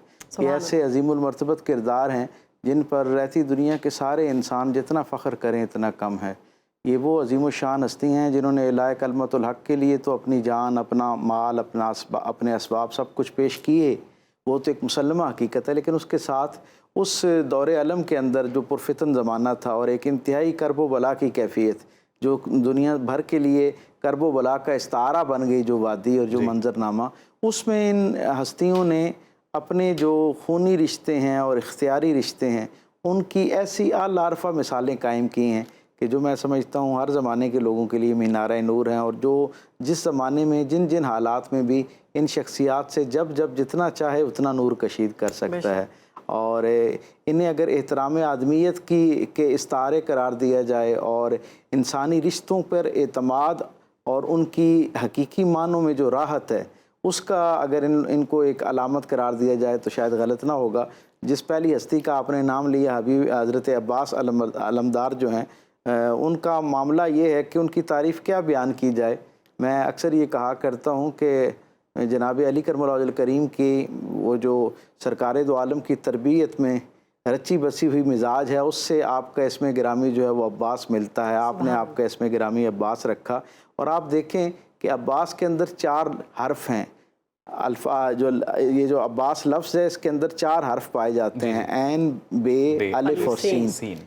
देखें कि जिस हस्ती के नाम के अंदर इन 4 हरूफ में किसी पर ज़ेर मौजूद नहीं है, यानी सारों पर ज़बर मौजूद है, आप अंदाज़ा लगाएं कि जिसके नाम में अल्लाह ने ज़ेर को बर्दाश्त नहीं किया उसके किरदार और उसके हवाले में ज़ेर होना कैसे हो सकता है। तो एक तो आपका ये निस्बत हमेशा मुझे बहुत सरशारी अता करती है। और फिर आप ये देखें कि जनाब अली करमुल्लाहुल करीम ने आपका इसमें गिरामी अब्बास रखा। अब्बास उस शेर को कहते हैं जिसके आ जाने पर बाकी सारे शेर भागना शुरू हो जाए। सुभान अल्लाह। यानी आम जो शेर होता है उसके बारे में मारूफ ये है कि वो जब किसी मैदान में पहुंचता है तो बाकी सारे कुमाश और कबाइल के जो जानवर हैं वो भागना शुरू हो जाते हैं, लेकिन अब्बास वो शेर हुआ करता है कि जो शेरों में भी आए तो सारे शेर उसके आगे इस तरह भागना शुरू हो जाते हैं जैसे भेड़ बकरियां भागा करती हैं। बिफरा हुआ शेर, बिफरे से मुराद यानी वो बिफरा हुआ ना भी हो तो उसकी खशियत, उसका रोब अल्लाह ने ऐसा बना रखा होता है कि उसके आते ही बाकी सारे जो हैं उन्हें मैदान छोड़ना पड़ जाता है। इसीलिए मुझे ये कहने की इजाज़त दीजिए, हाँ आप मुझे ये कहने की इजाज़त दीजिए कि अल्लाह के शेर को, जिसे हुजूर की वही में धुली ज़ुबान से ये बशारत और लक़ब मिला कि सरकार ख़त्मी मरतबत ने जनाब अली करमुल्लाहु वजहुल करीम को अल्लाह का शेर करार दिया, तो आप मुझे ये कहने की इजाज़त दें कि अल्लाह के शेर ने, अल्लाह का शेर तो जनाब अली करमुल्लाहु वजहुल करीम है, और जनाब अली करमुल्लाहु वजहुल करीम का शेर कौन है? उसका नाम अब्बास है। और ये हज़रत अब्बास जो हैं ज़ाहिरी तौर पर, क्योंकि वक्त कम है इसलिए मैं चाहूँगा कि आपकी शुजाअत, बहादुरी और आपका जो वफा का मामला है इस पर तो यकीनन एक तफसील उम्मत के अंदर बनी हाशिम भी कहा जाता है। मैं उसी तरफ ही आ रहा था कि ये पहलू तो यकीनन आपके बहुत नुमायाँ हैं आपकी शख्सियत के, और जैसे ही आपका इसमें गिरामी समातों तक पहुँचता है तो फ़ौरन पहला हवाला जो है वो वफादारी जो है और बहादुरी शुजाअत आता है। लेकिन यहाँ एक बड़ा अहम नुक्ता मैं सामीन की नज़र करना चाहता हूँ कि ज़ाहिरी तौर पर 14 बरस हज़रत अली करमुल्लाहु वजहुल करीम का ज़माना आपको मैसर रहा, बराह रास्त हज़रत अली करमुल्लाहु वजहुल करीम की जो शफ़क़त है वो आपको मैसर रही, क्योंकि तारीख़ हमें ये बताती है कि आप 4 शाबान को 26 हिजरी में जो है वो आपकी पैदाइश होती है, और उसके बाद लगभग 14 बरस हज़रत अली करमुल्लाहु वजहुल करीम ने आपकी तरबियत फरमाई। इस तरबियत के अंदर जहाँ शुजाअत और बहादुरी का सारा राज और जो हुनर था वो आपको जनाब अली करमुल्लाहु वजहुल करीम से मुंतकिल हुआ, वहाँ पर उलूम का एक पूरा जो जहान है वो भी आपके सुपुर्द किया गया। और ख़ास तौर पर ये जो फ़िक़्ह के एतबार से उम्मत के अंदर बड़े नाम आते हैं उनमें एक बड़ी और अजीमुल मर्तबा शख्सियत जो है वो भी हज़रत अब्बास अलमबरदार की शख्सियत है। यानी हम ये जानते हैं कि हज़रत अब्बास अलमदार जो हैं वो अपनी शुजाअत और बहादुरी के साथ साथ इल्म का भी एक बहुत अजीम शान पैक करते हैं। और फिर आप ये देखें कि आपकी पैदाइश होती है, आपकी वालदा माजिदा उम्मुल बनीन जो हैं उनका ये शर्फ़ है, हज़रत फ़ातिमा बिन्त हज़ाम असल में उनका नाम है, इसमें ग्रामी है, और कैसी खुशनसीब खातून है कि जिसके 4 साहबजादे जो हैं वो वाक़या करबला में हज़रत इमाम हुसैन और खानवादा रिसालत हज़रत फ़ातिमा ज़हरा सलामुल्लाह अलैहा और जनाब अली करमुल्लाहु वजहुल करीम का जो घराना है उसकी पासदारी में उनके साथ वफ़ा निभाते हुए अपनी जान पेश करता है। यानी हज़रत अब्बास जो हैं, अब्बास बिन अली जो हैं वो और आपके 3 और भाई हज़रत अब्दुल्ला, हज़रत जाफ़र और हज़रत उस्मान, ये 3 भाई जो हैं उन्होंने भी पूरी जानसारी के साथ और शुजाअत के साथ अपनी जान आफरीन के सुपुर्द की, और हज़रत इमाम हुसैन के दिफा में अपना इनकी जो जानें हैं वो काम आई। हम ये देखते हैं कि पहले दिन जब आप पैदा होते हैं तो आपकी आप आँख नहीं खोलते और पहली निगाह जो है वो हज़रत इमाम हुसैन अलैहिस्सलाम के चेहरे अक़दस पर पड़ती है, और वो जो पहली निगाह का आपके साथ सामना था ना, वो ताल्लुक़ जो पहली निगाह का पहले मंजरनामे में हमें नज़र आता है वो फिर शहादत के लम्हे तक वो वफ़ादारी की शक्ल में, वालिहाना मोहब्बत और अदब की शक्ल में जो है वो हमें नज़र आता है। हज़रत बेशक आप तसव्वुर कीजिए कि ज़ाहिरी तौर पर तो आप भाई हैं हज़रत इमाम हुसैन के, और हज़रत इमाम हुसैन जो हैं मिजाजन वैसे भी शफीक थे और अपने भाइयों पर तो बहुत आपकी शफ़क़त थी और बहुत मोहब्बत थी, और भाइयों में भी हज़रत अब्बास के साथ आपकी जो शफ़क़त थी वो बहुत ही मुनफरिद थी, क्योंकि बहुत बचपन से अवाइल उम्री से ही जनाब अली करमुल्लाहु वजहुल करीम ने खुद हिकमतन कई सवालों के जवाब पूछने पर आपको ये इरशाद फरमाया कि जाओ और अपने भाई हुसैन से इसका जवाब पूछो। यानी गोया गैर शऊरी तौर पर उन्होंने उनकी तरबियत में ये बात शामिल की, उनकी गुड़ती में ये बात शामिल की कि तुमने अपनी ज़िंदगी की हिदायत और रहनुमाई के लिए हज़रत इमाम हुसैन के साथ बराह रास्त राब्ते में रहना, उनके साथ ताल्लुक़ में रहना, और ये ताल्लुक़ खातिर का आलम ये है कि सारी ज़िंदगी हज़रत इमाम हुसैन के कुर्ब में गुजरी। कोई ज़माना हमें हज़रत अब्बास की ज़िंदगी में ऐसा नज़र नहीं आता जब आपका कहीं बोध हो या दूरी हो या आप किसी और मकाम पर तशरीफ़ ले गए हों। सारी ज़िंदगी हज़रत इमाम हुसैन के साथ रहने के बावजूद आलम यह है कि किसी ने दोनों को इकट्ठे बैठे हुए नहीं देखा। हज़रत इमाम हुसैन की मौजूदगी में कभी किसी ने हज़रत अब्बास को बैठे हुए नहीं देखा। फिर दूसरी बात, किसी शख्स ने उनको, यानी हर लातादाद गवाहियाँ मौजूद हैं कि हज़रत अब्बास जो हैं वो हज़रत इमाम हुसैन के सामने दस्तरखान को कुशादा कर रहे हैं, उसके लिए पकवान जो है उसको चुन रहे हैं, उसके ऊपर खाना रख रहे हैं, लेकिन पूरी तारीख़ में कोई एक मंजरनामा ऐसा नहीं है कि जिसके अंदर हज़रत अब्बास जो हैं वो हज़रत इमाम हुसैन के बावजूद इसरार के उनके साथ बैठ के खाना खाते हुए नज़र आते हैं। और पूरी तारीख़ के अंदर जितना ज़माना आपके साथ गुजरा, आपके साहबजादे से ये बात हम तक पहुँची, वो फरमाते हैं कि मैंने अपने वालिद को अपने ताया हज़रत इमाम हसन हज़रत इमाम हुसैन के साथ जब भी देखा तो उनको दोनों हाथ बांध के उनके सामने खड़े हुए देखा। अब आप तसव्वुर कीजिए, जहाँ पर वफादारी और मोहब्बत और आपके लिए जान निसारी और दीन के लिए कुर्बानी का पैगाम आपकी ज़िंदगी से मिलता है, वहीं पर दुनिया के सारे भाइयों के लिए भी इसके अंदर एक पैगाम है कि एक छोटे भाई को अपने बड़े भाई के साथ कैसा उसने सलूक रखना चाहिए। जनाब हज़रत अब्बास रज़ी अल्लाह ताला अन्हु जो है, उनका मामला और मकाम और मनसब ये है कि आपकी शान ये है कि हज़रत इमाम हुसैन अलैहिस्सलाम जो हैं, उनको आपके बारे में मारूफ़ है कि आपने अपनी पूरी ज़िंदगी में हज़रत अब्बास के बोलने के मरहले से लेकर, जिस उम्र में आपने बोलना शुरू किया ना, उस मरहले से लेकर आशूरे के दिन तक कोई ऐसा अहम काम हज़रत इमाम हुसैन ने नहीं किया जिसमें हज़रत अब्बास से मुशावरत न की हो। बल्कि तारीख़ में मैंने एक जगह पढ़ा कि किसी एक मामले में सफ़र इख्तियार करना था और मामला ये था कि आज सफ़र इख्तियार किया जाए या ना किया जाए, तो उन्होंने हज़रत इमाम हुसैन से रुफ़क़ा ने पूछा कि आप इमाम हैं, आप फ़ैसला फरमाएं कि सफ़र करना है या क़याम करना है। तो आपने उस वक्त हज़रत अब्बास की उम्र 6.5 बरस थी, आपने हज़रत अब्बास को बुलवाया, वो आए और आपने 6.5 बरस के गोया एक बच्चे से मशवरा किया कि यहाँ से सफ़र इख्तियार करना चाहिए या नहीं करना चाहिए। उस वक्त शायद कुछ लोगों को हैरत हुई हो, लेकिन आपने उस सवाल पर उनकी हैरत को भांपते हुए आपने जवाब में इरशाद फरमाया हज़रत इमाम हुसैन ने कि ये मेरा वो भाई है जिससे अल्लाह ने जनाब अली करमुल्लाह वजह करीम की वो विज़डम जो रसूल रहमत से उन तक पहुँची थी, उसमें से एक हिस्सा वाफिर अता की है, यानी वो दानिश जो रसूलुल्लाह सल्लल्लाहु अलैहि वसल्लम से सरकार दो आलम सल्लल्लाहु अलैहि वसल्लम की तरबियत की शक्ल में हज़रत अली करमुल्लाह वजह करीम तक पहुँची थी, उसका एक बड़ा हिस्सा जो है वो हज़रत अब्बास तक पहुँचा है। मैं इसलिए इतनी छोटी उम्र में उनसे सवाल करता हूँ। फिर तारीख़ ने ये बताया और करबला के मंजरनामे ने तो इसको रोज़े रोशन की तरह आया कर दिया कि वाक़तन उस मशावरत का जो सही हकदार था वो हज़रत अब्बास की शख्सियत थी। हमारा बहुत करोड़ों सलाम उनके ऊपर हो। आपकी शख्सियत के बारे में तारीख़ हमें ये बताती है कि आपका सरापा इतना पुरनूर था और इतना पुरहैबत था और पुरजलाल था, यानी आपकी शख्सियत के अंदर वो आला औसाफ थे जिन्हें अरब जो है वो मर्दाना वजाहत की बुनियादी औसाफ तस्वुर करते थे। आप ऐसे बावकार खुश शक्ल थे कि जो आपको देखता उसकी जो गोयाई है उसकी सलाहियत जो है वो सल्ब हो जाती, यानी आपका इतना रोब था कि लोग आपके सामने बात करते हुए हिचकिचाते थे। तो आप इसीलिए आपको कमर बनी हाशिम भी कहते हैं और आप जो है वो पूरे अरबों के लिए जो है वो एक फ़ख्र का बायस थे। और आप इतने यानी कदावर थे कि आप जब किसी घोड़े के ऊपर बैठा करते तो तारीख़ ये बताती है तो आपके जो कदमैन मुबारक हुआ करते, आप चाहते तो बग़ैर रकाब के ज़मीन पर अपने पाँव रख लिया करते थे, इतना आपका कदो कामत था। लेकिन इतनी कदो कामत, इतनी सलाहियतों के बावजूद हम ये देखते हैं कि हज़रत इमाम हुसैन के साथ, अपनी बड़ी हमशीरा जनाब ज़ैनब सलामुल्लाह अलैहा के साथ और इस खानवादा फ़ातिमिया के साथ आपका ऐसा वालिहाना अकीदत पर मबनी ताल्लुक़ है। मैं हमेशा ये कहा करता हूँ कि अगर अहले बैत अतहार का अदब करने का सलीका और करीना किसी ने सीखना हो तो उसके लिए एक बेहतरीन मिसाल हज़रत अब्बास की शक्ल में मौजूद है। जिस तरह उस ख़ानदान के ज़ाहिरी तौर पर फ़र्द होने के बावजूद जैसे आपने सैयदा कायनात की औलाद के साथ वफा निभाई है, शायद ही तारीख़ में किसी ने किसी के साथ इस अंदाज में मोहब्बत का तस्करा कर रखा हो। अब दोस्त की बात कर लेते हैं कि मतलब दुनिया में ऐसा दोस्त जो है हबीब इब्ने मज़ाहिर जैसा, दुनिया भर के अंदर लोगों को है क्या? जी, लोगों को अपने अपने दोस्तों पर बड़ा मान रहता है और हर ज़माने के दोस्त जो हैं वो दोस्तों के लिए राहत का ज़रिया हुआ करते हैं। लेकिन तारीख़ के अंदर एक किरदार हमें ऐसा नज़र आता है जिसकी दोस्ती पर ख़ुद दोस्ती को फ़ख्र है। हम जानते हैं कि हज़रत हबीब इब्ने मज़ाहिर जो हैं वो कबीला बनु असद के रहने वाले थे और यमन में आपकी पैदाइश होती है और आपकी पैदाइश का साल जो है ना वो आमुल बासत है, यानी सरकार दो आलम सल्लल्लाहु अलैहि वसल्लम के ऐलान नबुव्वत का जो साल है ना उसमें आप पैदा हुए।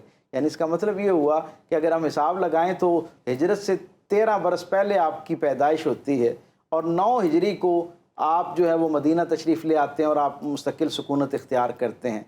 तो उस वक्त आते साथ ही सरकार दो आलम सल्लल्लाहु अलैहि वसल्लम के साथ, क्योंकि आप ईमान तो आपका कबीला पहले ले आया था, जब आप सरकार दो आलम सल्लल्लाहु अलैहि वसल्लम की बारगाह में हाजिर होते हैं, फ़तेह मक्का के बाद मदीना शरीफ के अंदर आपकी मुलाकात होती है, तो तारीख़ बताती है कि 9 हिजरी से लेकर 61 हिजरी तक फिर कोई ज़माना ऐसा नहीं है जिसमें हबीब इब्ने मज़ाहिर जो हैं उनका सरकार दो आलम सल्लल्लाहु अलैहि वसल्लम के घराने के साथ बिलउमूम और हज़रत इमाम हुसैन के साथ बिलखुसूस एक मोहब्बत का राब्ता और ताल्लुक़ जो है वो कायम न रहा हो। और आपको तो ये शर्फ हासिल है। आज दुनिया भर के अंदर पेरेंटिंग के हवाले से हमें ये हिदायत दी जाती है, जो माहिरीन है वो बताया करते हैं कि कोई शख्स अपने बच्चों की बेहतरीन तरबियत करना चाहे ना, तो उसमें दीगर उस मामलात के साथ साथ आप अपने बच्चों के जो दोस्त हुआ करते हैं उनका इकराम करना शुरू करें, उन पर तवज्जो देना शुरू करें, तो ये आप और आपके बच्चों के दरमियान एक हेल्दी रिलेशनशिप का सोर्स बनते हैं। तारीख़ ने तो 1500 साल की मुसाफत के बाद हमें ये बताया, मेरे और आपके रहमतें और बशारतें तकसीम करने वाले रसूल ने अपने अमल से इसकी तरबियत, हमारी तरबियत जो है वो इस अंदाज में की कि जब सरकार दो आलम ने देखा ना कि हज़रत इमाम हुसैन अलैहिस्सलाम का हज़रत हबीब इब्न मुज़ाहिर के साथ एक मोहब्बत का, दोस्ताने का ताल्लुक़ कायम हो गया है, तो हुजूर हज़रत इमाम हुसैन के साथ साथ वो ख़ास इकराम और मोहब्बत का जो इजहार है वो हज़रत हबीब इब्न मुज़ाहिर के साथ भी किया करते थे। बल्कि तारीख़ में एक बड़ा खुशगवार मंजरनामा जो है मुझे याद आता है और मैं चाहता हूँ कि सामीन को उसमें शरीक किया जाए कि सरकार दो आलम सल्लल्लाहु अलैहि वसल्लम के पास एक यमनी कबीला आया मिलने के लिए, और वो वहाँ की खजूरें जो बहुत वहाँ के लिए ख़ास थी वो लेकर आए। तो सरकार दो आलम सल्लल्लाहु अलैहि वसल्लम ने उसमें से कुछ खजूरें पसंदाज कर दी, यानी बचा के रख ली, और दूसरी सुबह जैसे हस्बे मामूल हज़रत इमाम हुसैन अलैहिस्सलाम के साथ आपकी मुलाकात होती थी, तो आपने हज़रत इमाम हुसैन से जब मुलाकात की, आप मिलने के लिए आए हज़रत इमाम हुसैन सरकार दो आलम सल्लल्लाहु अलैहि वसल्लम के पास, तो हुजूर ने उसमें से खजूरें निकाली और थोड़ा हिस्सा हज़रत इमाम हुसैन को दिया और ज़्यादा हिस्सा उनको कहा कि ये तुम्हारे उस दोस्त के लिए है जो यमन से जिसका कबीला यहाँ शिफ्ट हुआ है, यानी हबीब इब्न मुज़ाहिर के लिए खजूरें हैं। तो मेरे करीम आका से आपकी वो जो हज़रत इमाम हुसैन की निस्बत से आपको जो मोहब्बत मिली और जो शफ़क़त मिली वो भी बेमिसल और बेमिसाल। और फिर तारीख़ बताती है कि ये मोहब्बत जो है इसी वालिहाना अंदाज में वाक़या करबला के अंदर भी इस तरह नज़र आती है कि जब कोई जानिसार मैदान की तरफ जाता है, हबीब इब्न मुज़ाहिर कहते हैं मेरे आका अगर आप इजाज़त दें तो ये खुशनसीबी मेरे हिस्से में आए। मैं चाहता हूँ कि मैं आपसे पहले अपनी जान आफरीन के सुपुर्द करूँ ताकि तारीख बता सके। वक्त है वो ख़त्म हो गया है, खूबसूरत गुफ्तगू का सिलसिला तो ऐसा चाहता है दिल के ख़त्म ना हो, मगर हमारे आज के प्रोग्राम से हमें इजाज़त दीजिए। इंशाल्लाह कल आपसे मुलाकात होगी। अल्लाह हाफ़िज़।